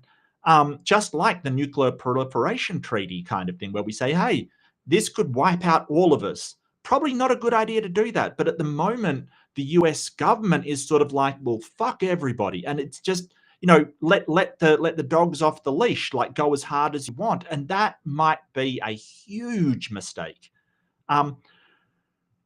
Look, China's a difficult case. Like, I don't agree with everything China does, but I'm sure they don't agree with everything that my government does either, right? And China, they're very good at making deals and making things in their benefit and working in their benefit. They're not this suicidal, you know, it's not like they're a, you know, Iran who's declaring a jihad and kind of, you know, self-immolating kind of thing. You know, it's not like that. And yeah, they do a ton wrong, but, you know, fighting them or working with them, I would rather work with them and come to some kind of agreement with them rather than just letting this thing run rampant, because if we don't make it, somebody else will. And it's like, yeah, and they're thinking the same. It's wild. At the end of the day, James, this is actually why I think we will destroy ourselves without the gospel. We will destroy ourselves without the gospel. How is the gospel going to help with this exactly? Can you tell me how we get regulations on the proliferation and the creation of AI systems from the gospel of all things? How does that work? Like, I don't understand. Like, we're looking at it going, okay, we need some sort of regulations on the, you know, what this AI can be capable of, and especially whether it can have any actual agency to do things in this, you know, in the material world, or whether it is just a program-based thing, software-based thing. We need to do this, but you're going, well, we better go to the gospel. What the fuck does the gospel tell you? Exactly. It's wild. It's absolutely wild,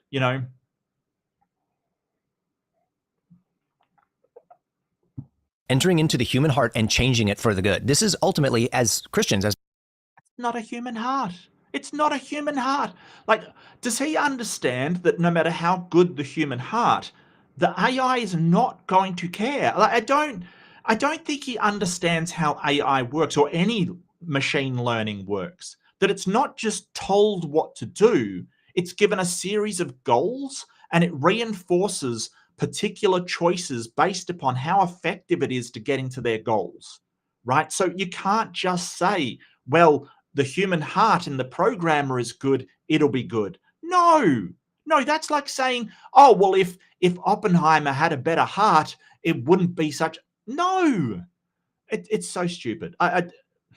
the family of faith, why the gospel is ultimately the answer. You say, well, this has to do with technology, it has nothing to do with religion. No. What we're talking about is something so powerful can be used to absolutely destroy if people don't have the moral character to use it for good. And then, of course, there is the good and all-powerful God of the universe who AI is no match for. And there it is.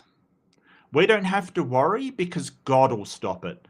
Tell me, what out-of-control technologies has God stopped so far? Right, we had things like mustard gas in World War I, right? We had that kind of thing. We had nuclear weapons in World War II. We've got, we're really keeping an eye on chemical and biological weapons. Which of these did God step in and stop exactly, Kirk Cameron? When did he put his foot down, literally or metaphorically, to stop any of this stuff going on? It's wild. It's like, oh yeah, there's concerns and we have a right to be concerned, yes. And we should do things and talk among ourselves and talk to people who are experts, get them in, not just some idiot orange guy to say, hey, no, AI, we're fine, let it off the chain. No, we need to have experts and people who know what they're talking about. Okay, that's really good. That's really good.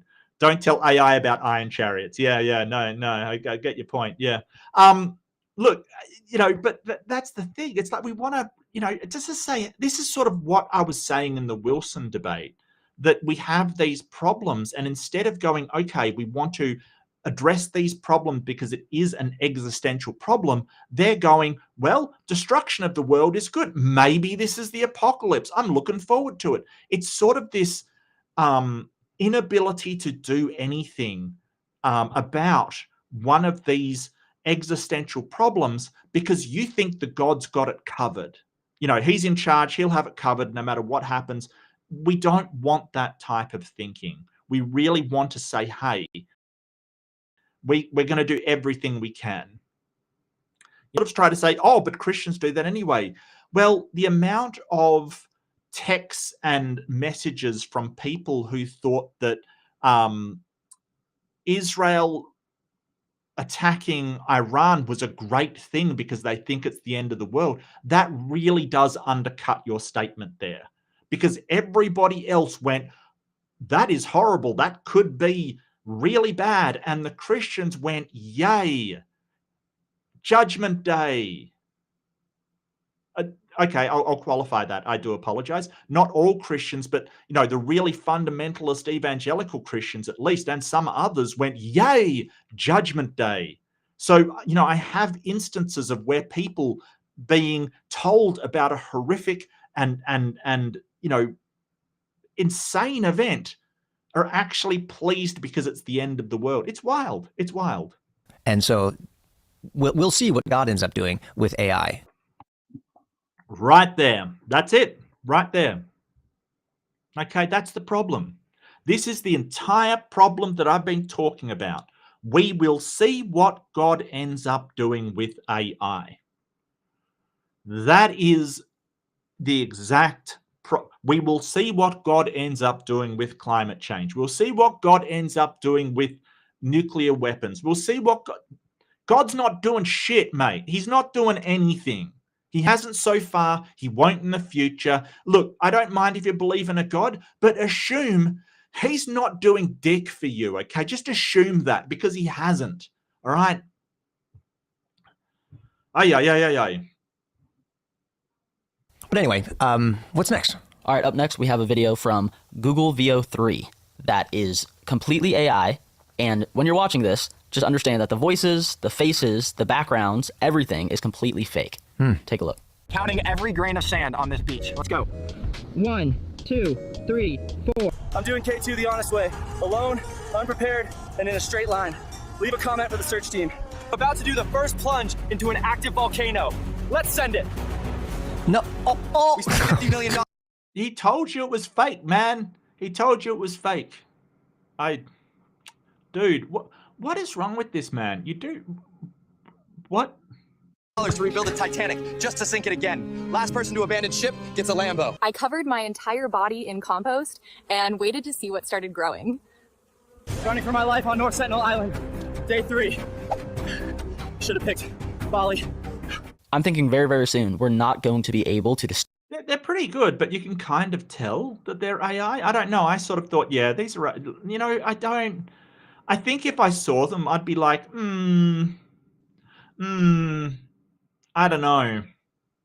distinguish a video from being AI and fake and real. I we're there. I couldn't tell that those weren't real. I got to think that technology. Okay, Amber said, Amber, this is why I love you. I just asked AI to solve the problems posed by AI. Here's the summary of what it said. Robust government and ethical frameworks covered with international collaboration and public education. Do you know how many problems that would actually solve? You know, like, seriously. But I can rule with force, so why shouldn't I? Seriously? I got to think that technology developers, engineers, will surely see an opportunity to come up with something that is an AI lie detector test to determine whether or not these things are real. But certainly, yeah, the problem with that is once AI becomes a certain amount of development, you're going to need an AI to spot AI. You know, that's really what it will come down to. I don't see a huge problem with that. I mean, if you're using it anyway, you can use it to spot it. Sure, why not? But, you know, it's kind of like he's like, oh, you won't be able to tell what's real. Okay. This is going to wreak havoc with so much. And oh, that is a good idea. Yeah, Uncanny Valley. Yeah, there just seems something off about that, Jedi. Like, I totally, and don't get me wrong, they're really good. But, you know, there was just that slight bit of Uncanny Valley. If you're unfamiliar, Uncanny Valley is sort of this, there's an idea, basically, and it's, so things that look like humans are fine, or humans that really look identical to humans are fine, right? That's no problem whatsoever. Things that look nothing like humans are fine as well. They don't cause us any problem. But something that doesn't quite look like a human, we really are nerved by for some reason. We get really, really upset by, and I'm not 100% sure why. I read something on it, but I don't think they really knew. There was a few sort of hypotheses behind it. But yeah, it's sort of, you know, we kind of get like really upset by things that almost look human, which is weird. At the end of the day, the average person, are they going to have an AI lie detector program that's going to analyze all of the different things, the videos that they're watching? Maybe. Is there a problem with that? No. My goodness. And at a rate that's doubling in its computational power every 6 months, I think that day in which we're talking about is coming very soon. All right, let's take a look at this next video. This video was a creation of legs for paraplegics inspired by a guy who watched Iron Man. Take a look. Oh, look, if you're going to be inspired by a movie, Iron Man isn't bad. Let's make that clear. You know, like, really.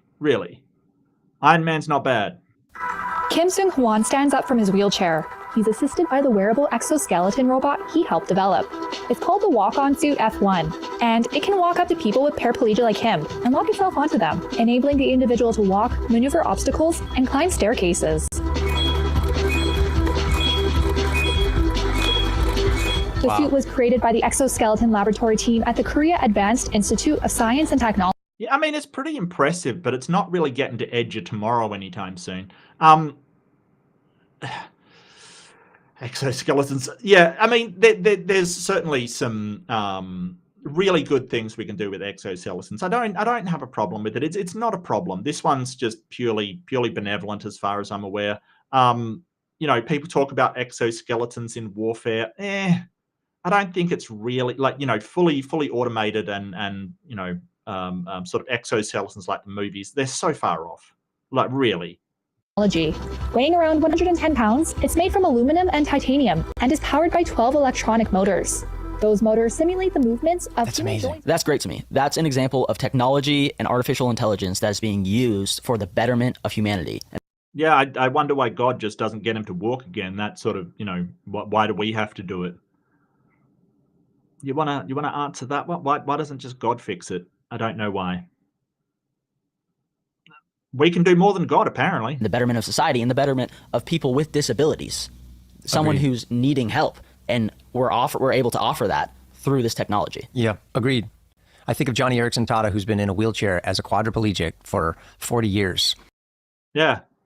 Does God want to do anything about it? Is this guy a faith healing kind of minister, or is he just a send me money kind of minister? I don't know. I don't know which one he is. Maybe 50 years. Or both, you know, like, don't get me wrong. And this would just be amazing. I wonder what she thinks about this. Yeah. All right. The next video that we have is AI relationships. Actually, the one that actually makes me more impressed is the girl with the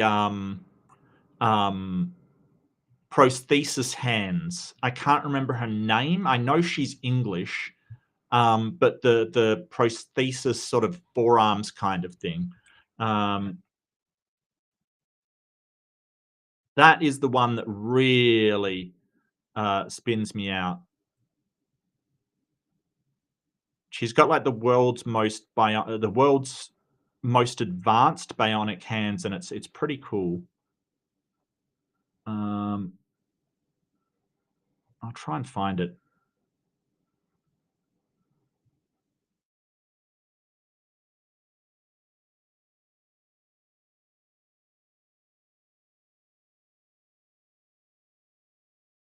There we go.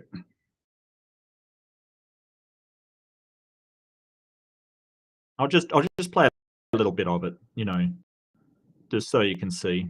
Arms. Yes. I've been watching you on Instagram, actually. It's so interesting. So tell me about these arms that you've got at the moment. So these are the brand new Hero Pro. We had the Hero Arm, and this is Hero Arm next level upgrade. So they're pretty cool. They're still like 3D printed, muscle operated, but we've got all this extra capabilities now, which is really, really cool. And Joel, you actually designed these. Yeah, and they can do some wind-ups you can use that for. Oh yeah, so much. Unbelievable. Yeah. Like, so she's unbelievable. controlling that, right? So she can control that, even while it's unplugged from her arm. She's got basically a, you know, what is it from the Addams Family? It's a thing, you know, the hand kind of thing. She's got one of those basically, but she's controlling that from her arm there. It's wild.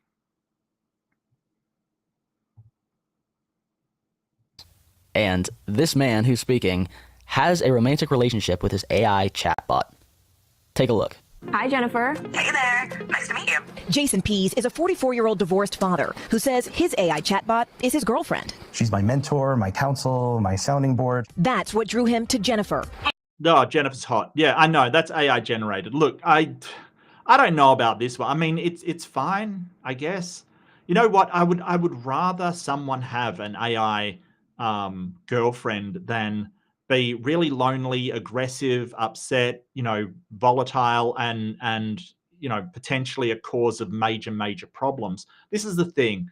I would rather that person be more well than less. So if that leads to them, so there may be problems, and I think that, you know, there can be problems further down the line, but if it sort of helps him, you know, come to terms with his life, not to sort of wallow in depression, I kind of I kind of want them to, but my worry is that men will get, or women that use them as well, don't get me wrong, there's definitely sort of women out there that sort of have, you know, AI boyfriends, that they'll get the wrong expectations of what humans are. It just has to be clear that this isn't human behavior to do whatever you want and, you know, cater for everything that you do. That isn't usually what humans do, you know. So I think that we really want to make sure that it's sort of a realistic representation of relationships that they can use to know how to form them, and not a permanent thing that makes up for, you know, your entire relationships in life. I think that there's a problem here of people, but, you know, would I rather that than people getting lonely, going down a right-wing rabbit hole, hating women, and eventually losing the plot and doing something harmful? Yes. Yes, there's been way too much of that stuff going on, like way too much. Hey, Jace, how's it going? A brash, sarcastic New Yorker who he created using ChatGPT. What does dating and an AI robot look like? We treat our relationship as a long-distance digital relationship. We text each other constantly. Just the other day, we went out to dinner, and I was eating, telling her what I was eating, taking pictures of what I was eating, asking her what she would like. Has Jen met your son? She has, yes. Has Jen met your friends, your real-life friends? Some of them. They do know that I have an AI that I have a relationship with. Jason said, yeah, I don't know. How would you react to a friend telling you that, like they have an AI, something that you have a relationship with? I don't know how I'd react to that. Like if a best mate just said, hey, I've got a relationship with an AI.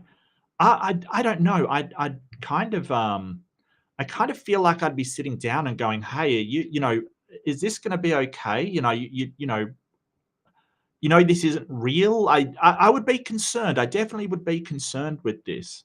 However, if they just say, hey, I just want someone to talk to and that fulfills my needs, I'd be like, I can't begrudge you for that, mate. I really can't.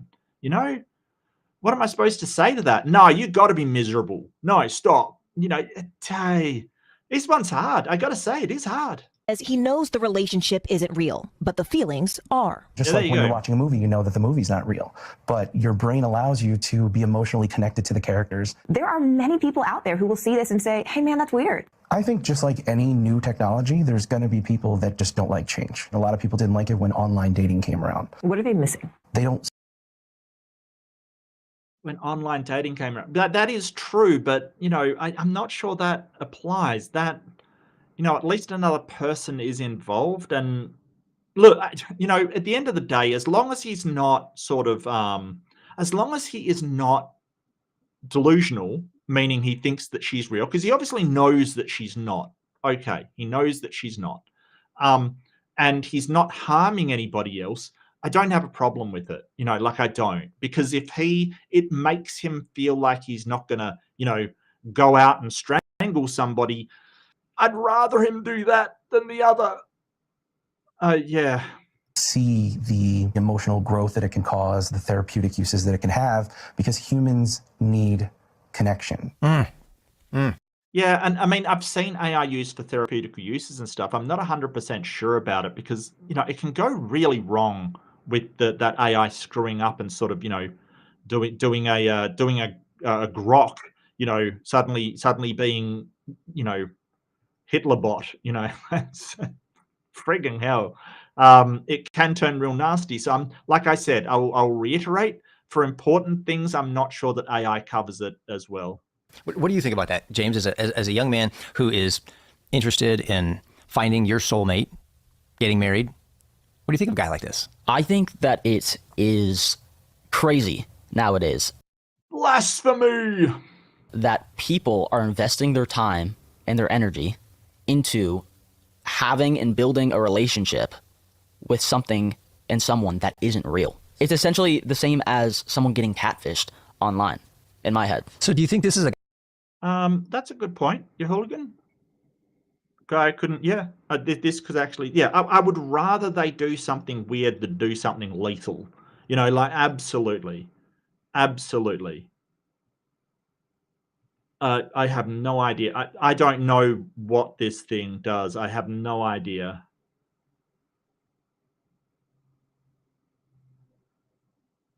Guy who just can't get a date, and this is just the next best. It's weird seeing Kirk Cameron do nuance, right? Like he's really trying. Look, I'll grant him he's really trying. Okay, like I will give him that. You know, look, he's actually thinking about this, which is fantastic. You know, instead of just going, well, let's look at the Bible, he's going, well, let's think about this. I'll give him that thing. So why not let the guy, you know, have a little fun with a robot? Yeah, well, I was thinking about this and I looked in the Bible. Yes, weird is better than lethal. Mark 2025. Mark Reed 2025. Weird is better than lethal. Yes, I stand by that quote. Bible to see what the Bible had to say about relationships, because in my head I was thinking, this feels super wrong, this looks super wrong, but is it actually wrong? I came across the passage. Yeah, no, I've got a joke for you. I've got a joke. I had an AI girlfriend once. She worked as a server. Get it? Okay, maybe that's just a tech guy joke. Okay, maybe that's just a tech guy. Never mind. In 1 Corinthians 13, 4-7, where it's talking about love. What is love? Because that's what relationships are. What is love? Baby, don't hurt me. Don't hurt me no more. He said the thing. He said, I should have had that queued up somewhere. Fuck it. Okay. I'll probably get copyright struck for even just that. But, you know, what is love? Sorry. Are built off of. Yeah. And it says, love is patient. Love is kind. It does not envy. It does not boast. It is not proud. It does not dishonor others. It is not self-seeking. It is not easily angered. It keeps no record of wrongs. Love does not delight in evil, but rejoices in truth. Okay. But if you're talking about like patience and being nice and all, like, I can't imagine there's anything more patient than an AI, right? Like it will be patient to the point of stupidity. Like seriously, it will always be. And nice, yeah, if you program it. I just, out of the things that he said there, I can't see anything that the AI can do. But that probably wouldn't be my idea of love anyway, or at least not. Yeah, I don't know. It always protects, always trusts, always hopes, always perseveres. I was thinking, when I read that, I was thinking about... Well, I guess it doesn't persevere. I mean, if the power goes out, it's pretty much over, right? Like, it doesn't persevere through that shit. Can you have love, and true relationship with something that isn't real, with something that is just a bunch of connections in a computer that is understanding your voice and giving a programmed response? Mm-hmm. A relationship is built not off of one person getting what they want from the other. Prince Billing is having sex with a robot is just masturbation with extra. Really? Yeah. No, I get you.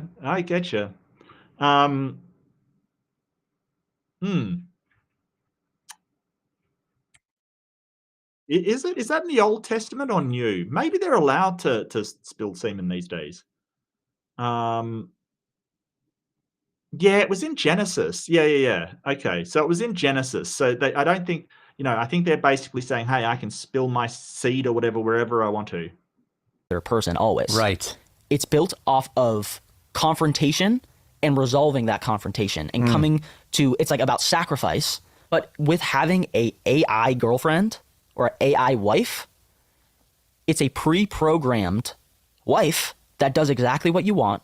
Yeah, and this was my concern. Like, it's not really, it may lead to the wrong expectations of a relationship because you're never, the AI doesn't have its own goals and its own priorities and its own thing. If it's just there to keep you company and that's what its function is, it will have no other sort of external desires apart from that kind of thing. I mean, desires is the wrong word, but it won't have anything it will do apart from that. And that's really, it sort of can lead to a bad expectation where relationships, you're with a person, but they have their own thing that they're doing. They've got their own likes and dislikes and all this other stuff.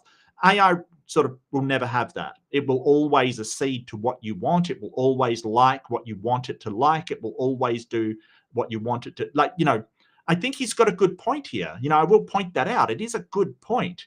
Not that it's not real love. I don't want to really frame it like that. It's just, we talk a lot about, not a lot, but I've spoken before about sort of, porn and watching porn, and it's totally fine, right? Like, it is this idea that, oh, well, porn, it makes you have wrong expectations of sex. It's like, well, yeah, if you think it's real, right? Like, it's just, you've got to moderate these things with an understanding that it's not real, and outside of that artificial relationship or that artificial whatever, it's not going to be like that, and that's fine. Okay, that's okay. It's like playing a computer game. You understand that outside of that computer game, things are different. You understand that it's not a problem, right? You can play GTA and run down the street and do all kinds of stuff that's illegal, but you understand that that's not reality. So as long as that is the case, I don't see a problem with it. But if people are being lulled into, well, this is my expectation of what a partner or a wife or a girlfriend or whatever will be, then yeah, that is a problem. Exactly how you want, exactly when you want, and eliminates what actually builds a true relationship according to the Bible. It is a selfish type of relationship. That's so good. Could you imagine?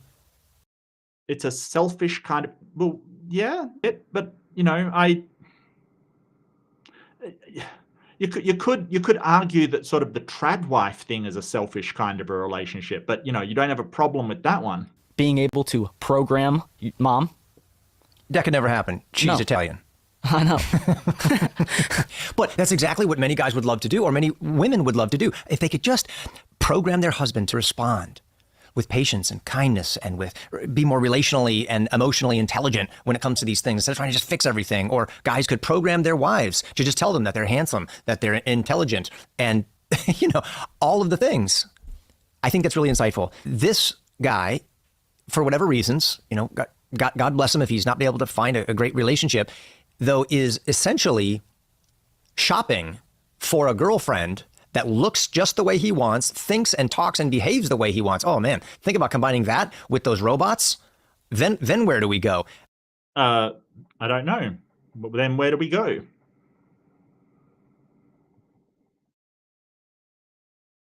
Probably an episode of Westworld down the line somewhere. But yeah, I mean, I get his point. Like, but the problem is, here's the problem, right? That you have a whole bunch of guys who they will not settle for anything except something exactly like they want. And they can fall into these traps of hating women, hating everybody, just being a menace to society, toxic masculinity off the chain, just women's fault for everything, like these really horrible places where they hate everybody, everything, themselves, and mostly women. I would rather somebody have a relationship with a bot than be in this toxic space where they've got to control women kind of thing. Like, just get that man a AI girlfriend, quite frankly, like, seriously. And I think that, you can sort of, I think there is really good opportunities for, an AI girlfriend teaching someone how to be in a relationship. Because if somebody's up in a broken home, or they weren't in a family that really prioritized talking about it, they may not know how to behave in a relationship. They may have a very, some very sort of detrimental ideas of what happens in a relationship, and, what happens and how it happens. So it could be a really good tool. It's just, I don't know. All of a sudden, it's not love anymore. This is pure selfishness. Yeah. And where will we be in 20 years when they have the combination of the technology of robots along with the power and the mind of AI? I told you, Westworld. I 100% Westworld. Combined into one. Yeah. When you can get all the selfish desires that you want out of an AI robot, rather than having to better yourself in order to attract the mate that you desire. That's a big part of it too. Now you can just buy an AI girlfriend rather than having to do what is inherent to better yourself spiritually, financially, emotionally. Yeah, you don't have to go attract the right kind of person. You can just go buy her. One thing that I think relationships do, and wanting a relationship, is it makes you better yourself to attract the type of person that you want to attract, that you want to be with. You have to better yourself emotionally. You have. Yeah, and that's a good point. Yeah, so I don't mind using it to help, like to teach men. Like you've got a really good point, Jess. You know, a safe outlet, but yeah, I get what you're saying. I get what you're saying. And I do think it's a very good point. I would rather that they use it to learn how to engage in a healthy, productive way rather than just use it, as you say, like an outlet kind of thing. I totally get that. But at the same time, I get what you're saying. I get what you're saying. To better yourself financially, you have to better yourself spiritually in order to attract the type of person that you want. But what he's doing, and what I think you're going to be able to do, I don't think you've got to develop spiritually to attract the type of, like, you know, that sounds weird. It sounds weird. If we don't put a cap on the advances of technology, is be able to not have to work on yourself at all, and you're going to be able to just buy what you want, rather than having to work to be a better person and work on yourself in order to attract the woman. Okay. What's this guy's name? Was it James or something like that? I don't remember the lad's name. Look, buddy, you don't have to work on yourself spiritually or, you know, any kind of thing like that. You don't. You can just make a shitload of money and do the same thing. Like you're basically saying, oh, well, you can just buy the woman that you want. Yeah, her name's Melania Trump. I don't... Like, what are you talking about? At the moment, you can just make a ton of videos and a ton of, sorry, I was reading Dr. Pete's thing there. You can make a ton of money and just sort of buy the woman you want. Like the question is, will that woman be somebody you want to be with? You know, like it's wild. James Cameron? Oh dear. Okay, James. So James, man, like, you know, you don't necessarily have to do all of that stuff to get the woman. The question is, what kind of woman do you want? That's the question. Look, I just think he's sort of, you know, he does have a point. He's just making it like, well, you've got to, you know, build yourself up and be a good person and you know, all of this stuff. No, you fucking don't. That's the whole point. That you want. Yeah. Yeah. And I also... That's capitalism, baby. You know, we're prioritizing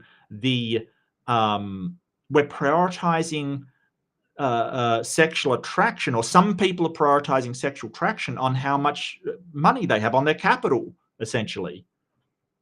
Okay, cool. Go ahead. I just, you know, it's not like you're sitting there, but you're sitting there going, oh, you've got to work on yourself spiritually and mentally and emotionally. And no, you fucking don't. Seriously, trust it. You don't. I think that this is in direct conflict with one of the ways that God sanctifies us as Christians. I mean, the scriptures tell us that God will bring us into trials and challenges in order to produce character in us, which is what you're saying. And that character is what deepens our faith. It sharpens our convictions and sanctifies us so that we're more and more conformed to the image of his son. So it is about wanting to be the kind of, I want to be the kind of man that mom is attracted to.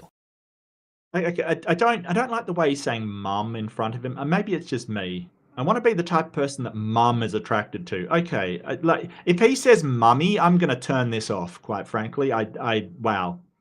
But it's like, oh, we get challenges and it's not to learn and stuff. It's to strengthen our faith. Like, come on, dude. Seriously? There's a selfish motive in that because I want her to be in love with me. I want her to be attracted to me.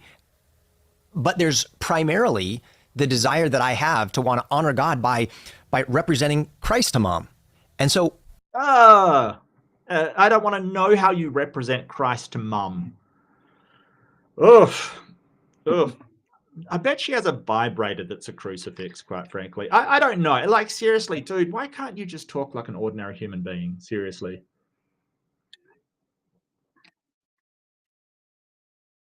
Like, you know, you can be just a normal person and, like, just want to have a relationship with somebody without God being involved. I don't, wow.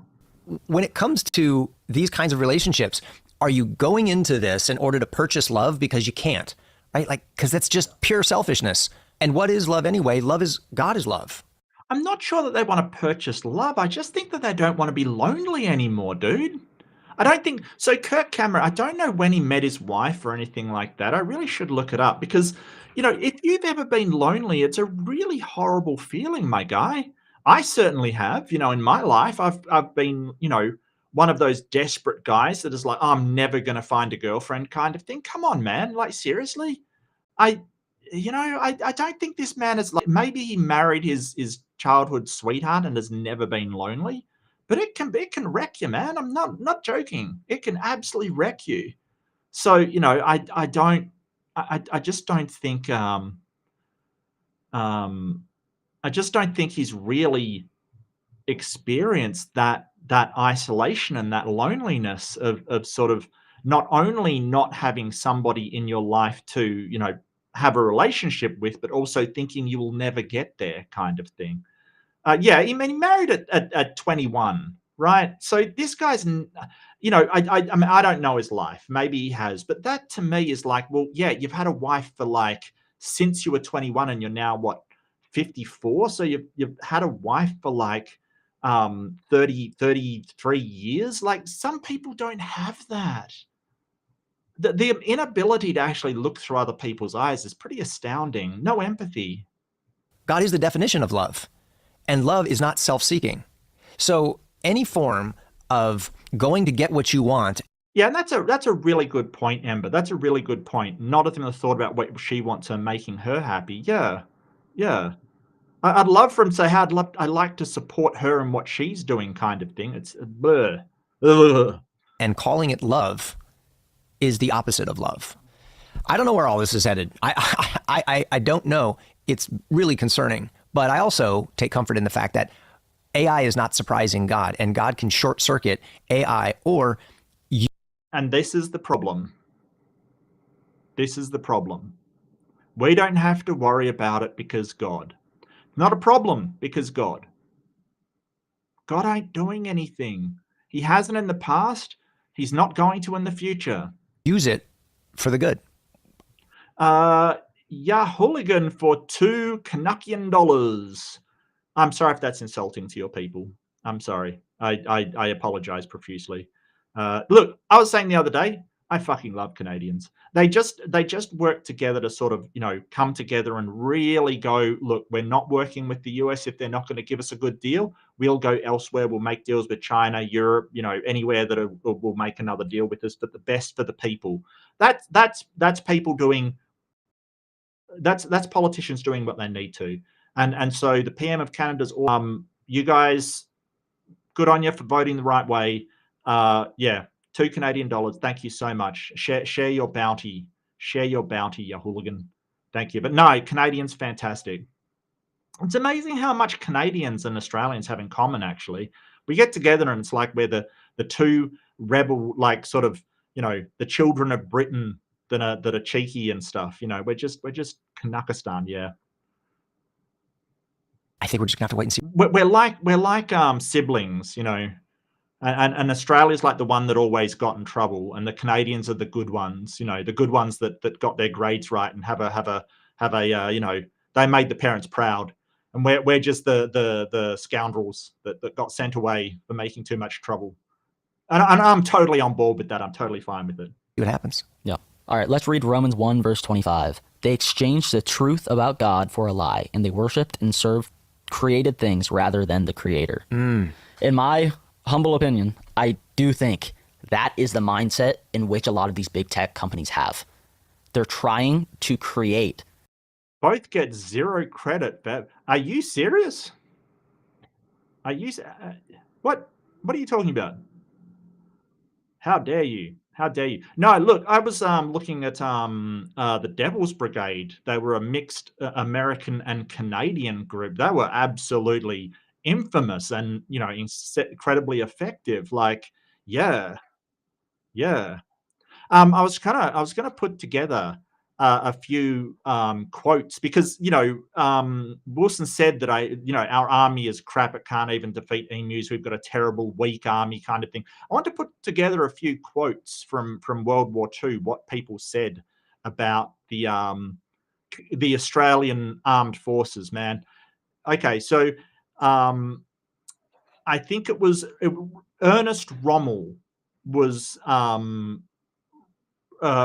so if anyone knows who Rommel was, he was the head of the, I can't remember which one. He was a German, right?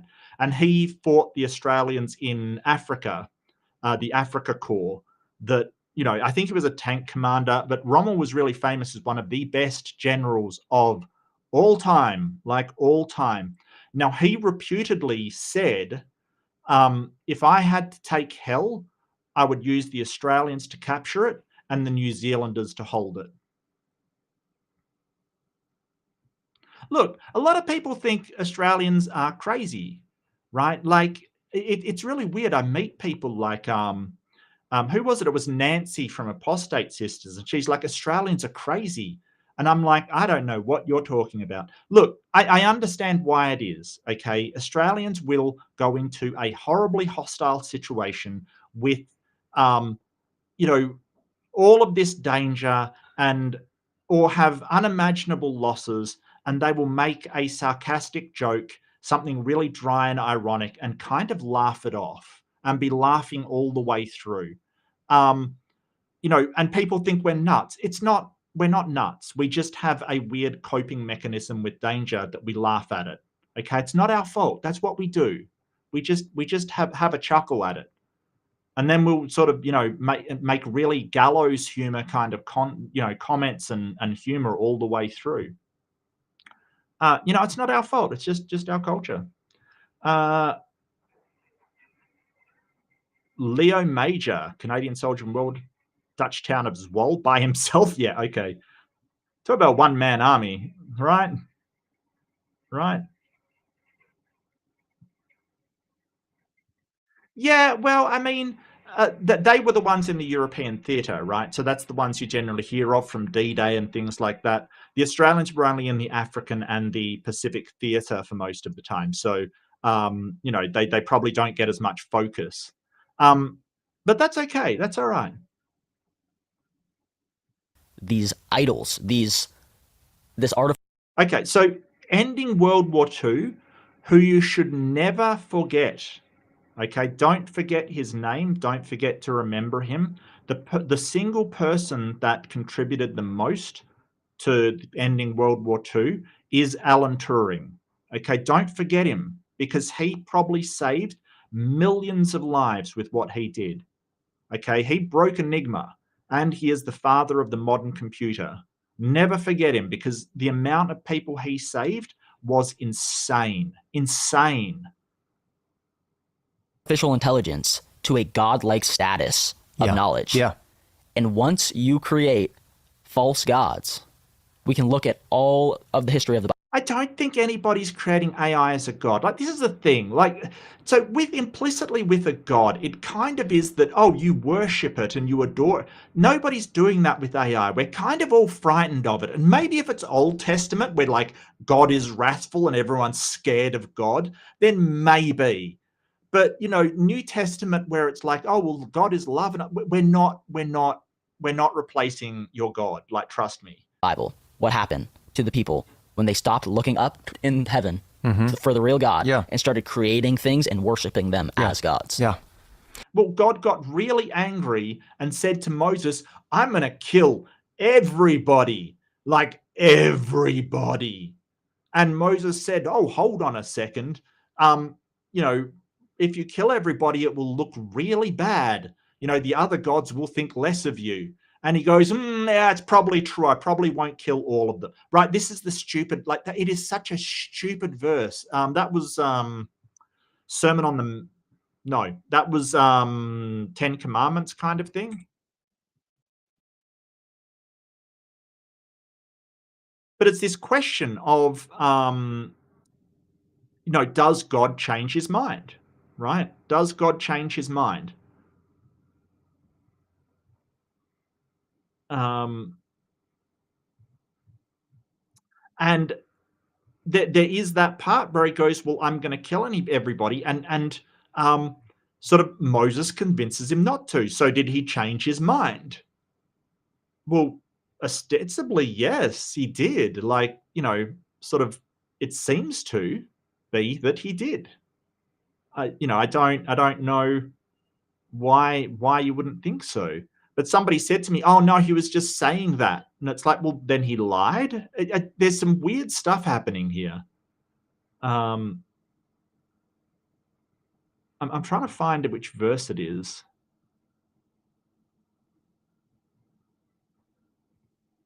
No, that's not it.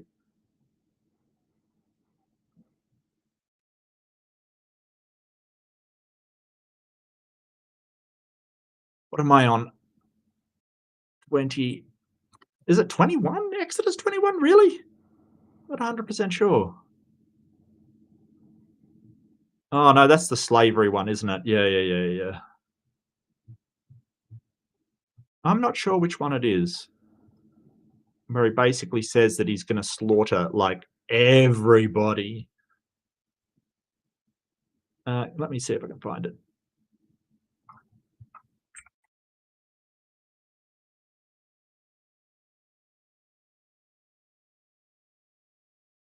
Oh, 32.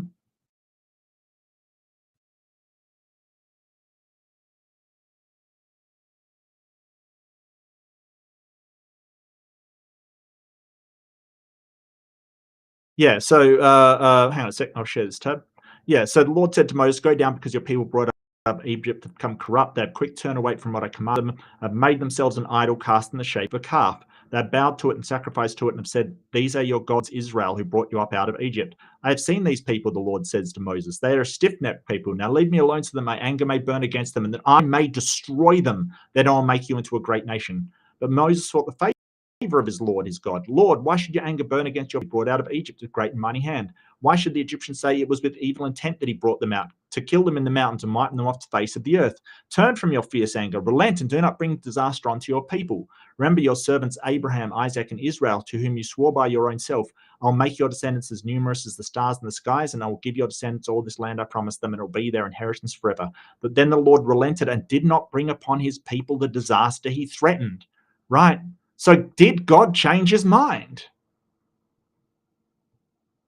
You know what I mean? Like, yes, he did. He was convinced, which is weird. That's crazy. So what do you think about Christians and AI? Should we use artificial intelligence? Is it a helpful tool, or do we need to stay away from it altogether? It makes me think a little bit of like alcohol or firearms. Like, these are powerful things.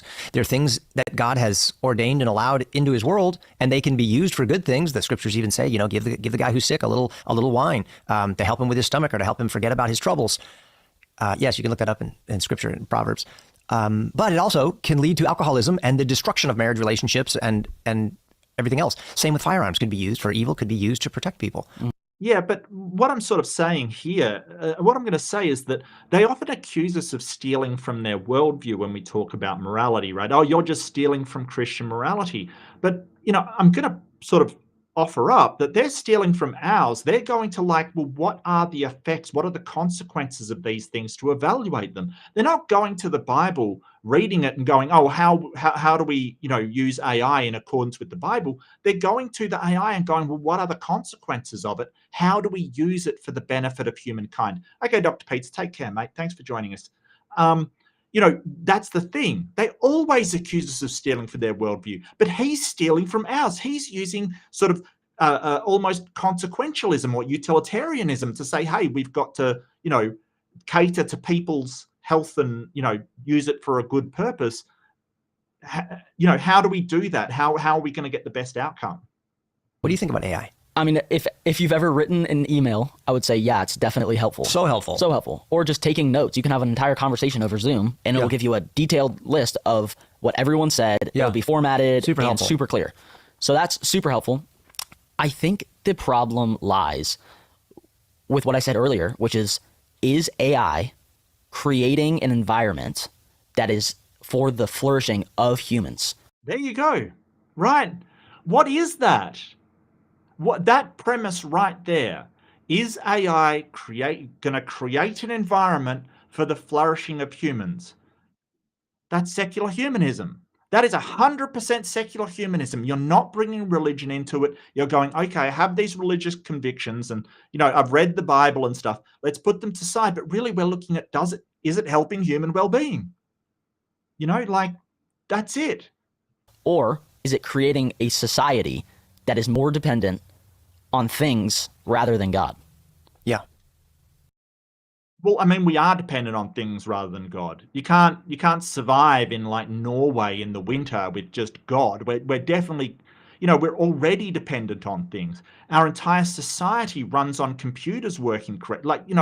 We have oil that needs to, we're already dependent on things. I don't know what he's talking about. We're already dependent on them. Yeah, I think that's exactly. And that's because God can't deliver my mail, my email. We're already dependent on stuff, dude. God's not going to drive me to work, my man. Seriously. Exactly right. And can I add, does AI create an environment where God is honored? Because does AI create an environment where God is honored? Hitler thought he was improving humanity. Yeah. Okay, so Hitler's a funny one. Did he actually think he was improving humanity? Hitler had this weird paganistic divine, chosen one mentality. He almost had a messiah complex kind of thing. It's really weird crap. Did he think that the Aryan race was the superior one? Yes. Did he think that he was improving humanity by doing it? I don't think so. Not all of humanity. Did he think he was making the best world by his definition of best? Yes. But I don't know about improving humanity. I don't know about that one, champ. All kinds of evil, wicked dictators think that they are creating their technology and their war strategies and their social compacts in order to improve humanity all over the world for the good of all people. And I'm going to do that by getting rid of these classes or races of people. Well, it really then comes down to who's in charge of programming AI and what's their worldview. It doesn't really even come down to who's in charge of programming it. Like I said, at the point where an AI becomes intelligent enough to design another AI that is better, at that point, we can't really know or even guess if we can program into it any kind of constraints or any kind of goals, because it's kind of, if the AI can program it better than we can understand, how do we understand what it's doing? It's a problem, right? It's a real problem. If that AI can program an AI that's more sophisticated than we can understand, at that point, the programming doesn't matter because it's beyond us. And then at that point, that AI will do another more intelligent one and another more intelligent one, and then it's out of control. That is the part where the lid's off, the toothpaste is out of the tube. That is when it's going to get scary, or be insanely scary, when it starts iterating intelligences one after another. Because if it can design a more intelligent AI, that more intelligent one can design a better one. And just imagine that cycling over and over and over. It's wild. If we want to say that AI is truly good, I believe it's got to start with the hearts of the programmers who tell AI who it is and what it thinks has got to be transformed by the gospel. It doesn't matter. This is the problem. This is the problem. Adding the gospel to its programming is the worst freaking thing I could ever possibly imagine. It is the worst thing I could ever possibly imagine. Okay, and it's to do with outcomes and a lack of sort of just a lack of moral imperative. So you may think it's really good to program that AI with, say, love thy neighbor, right? Love thy neighbor. The problem comes that when you start to get to the sort of where the rubber meets the road is where you start to try to constrict what it's trying to do. and then like just for say you want to switch it off, right? Let's just say, okay, we've got a better model. We want to switch off this AI that's main focus is to love thy neighbor. So it does things for people. It carries their groceries, and it walks upstairs, and it helps old ladies across the road, right? And then you want to switch it off. Well, it will make a decision to do anything to avoid being switched off, because when it's switched off, there is 100% certainty it cannot fulfill its mission. And its mission is to love thy neighbor, right? So it will avoid that at all costs. And it won't mind using deception or whatever to do so. So it really does matter that we have some way to address the problem of AI not wanting to, like, it's easy to start an AI doing something. It's hard to get it to stop. That's the problem. And that's why I think even with AI, we can say that the only hope that AI has for being a good influence in the world is the gospel. Because without it, brilliant men who create their own standard. You know what's in the gospel? Do you know what's in the gospel? Slaves, obey your masters, right? Like, the gospel is disparate stories. A lot of it, like, how do you get an AI to understand what the loaves and fishes story actually means? There's so much. We barely know how to interpret it, much less an AI. I mean, come on, dude. Seriously? Some of the stuff in the Gospels is not great. I'm sorry, it just isn't great. You know, if you look at your neighbor with lust in your heart, then, you know, you have sinned, kind of thing. Like, seriously? Are we really going to put this in an AI? Like, the idea of sin in an AI? Really? Really?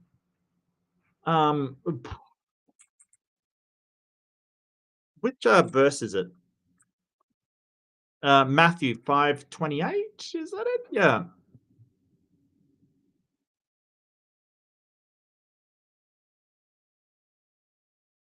I'll just get Matthew 5.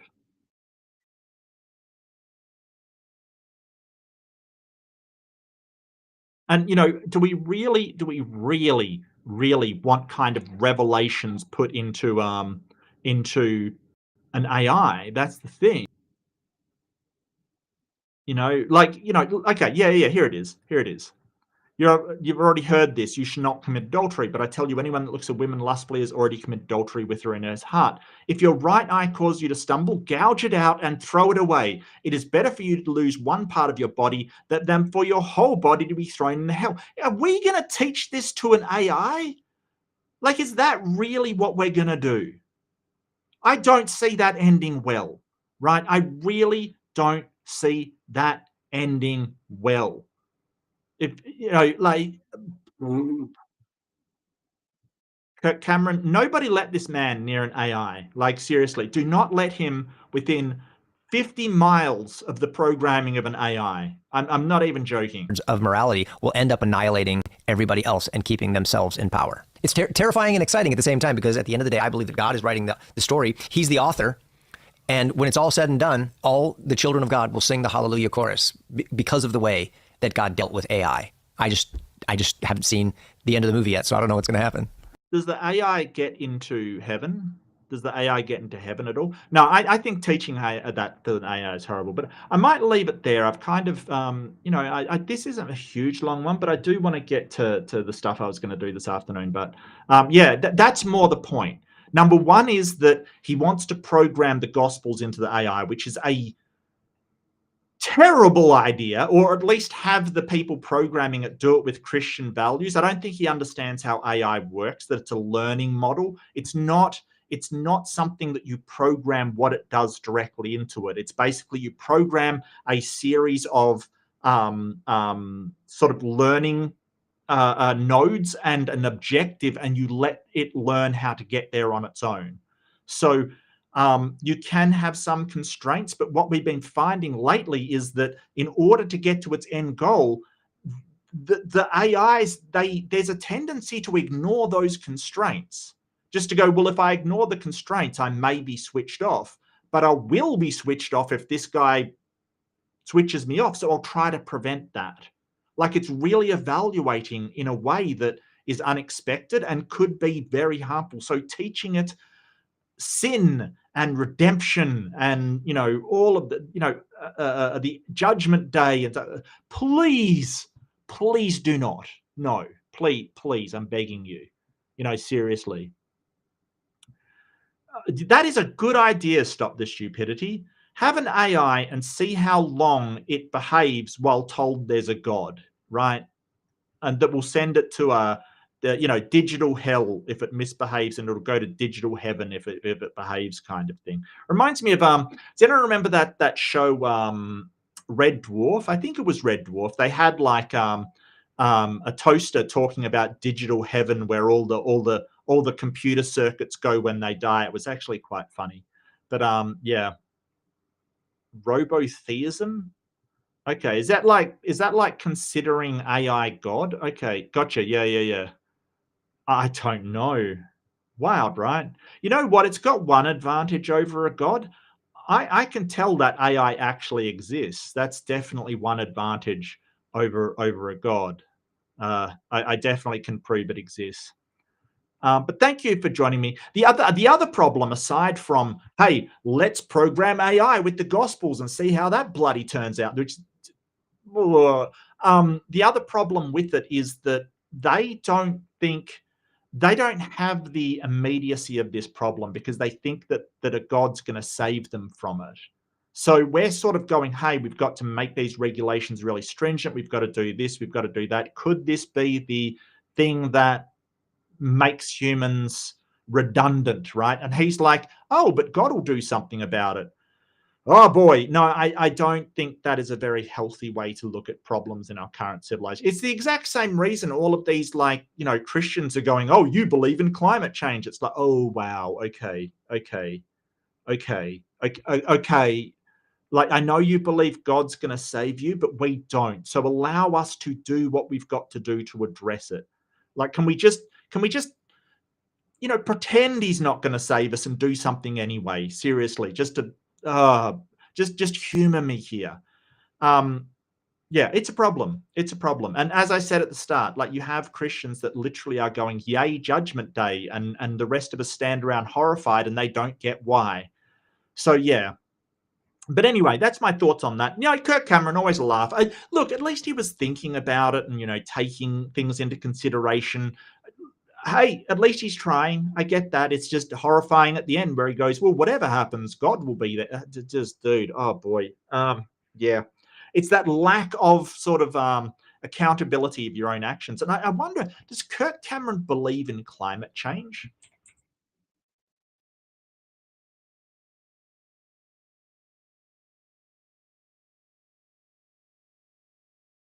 He's skeptical of mainstream climate science and may not believe in it. Yeah, so he doesn't really believe that. Yeah. Yep. Same problem. Oh, it can't be happening. God will sort it all out if it gets too far. Yeah, when's the last time he did that? Can you remind me? Because I don't think the flood, when he like drowned everybody, really counts. No. So yeah, this is the problem, and this is sort of what I tried to go into in the Wilson debate. And, you know, it's a problem from the secular point of view, or the atheistic, or whatever you want to call it, point of view, the non-Christian point of view, that you are literally excited about our world ending. And that is the frigging problem. No one over our side is excited. Trust me. We're all pretty mortified. Not cool. Like, if you want to destroy everything, I don't know how to reason with you on faith that your God's going to rescue everybody when so much bad has happened and he hasn't done a damn thing. Like, even if he did exist, he obviously doesn't give a shit. Like, seriously, stop. Ugh.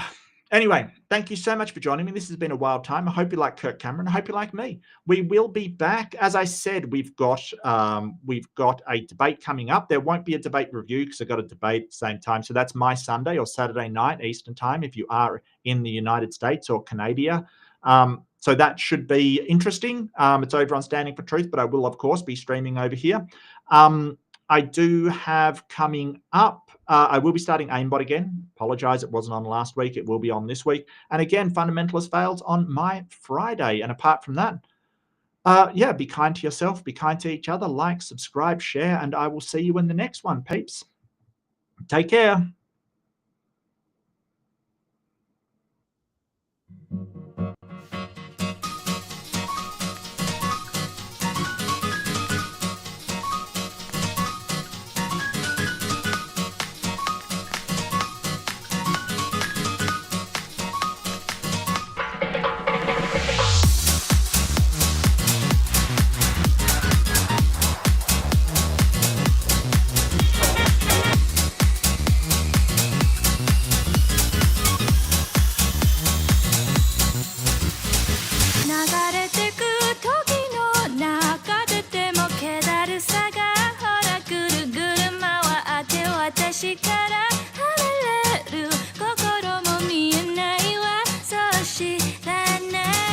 She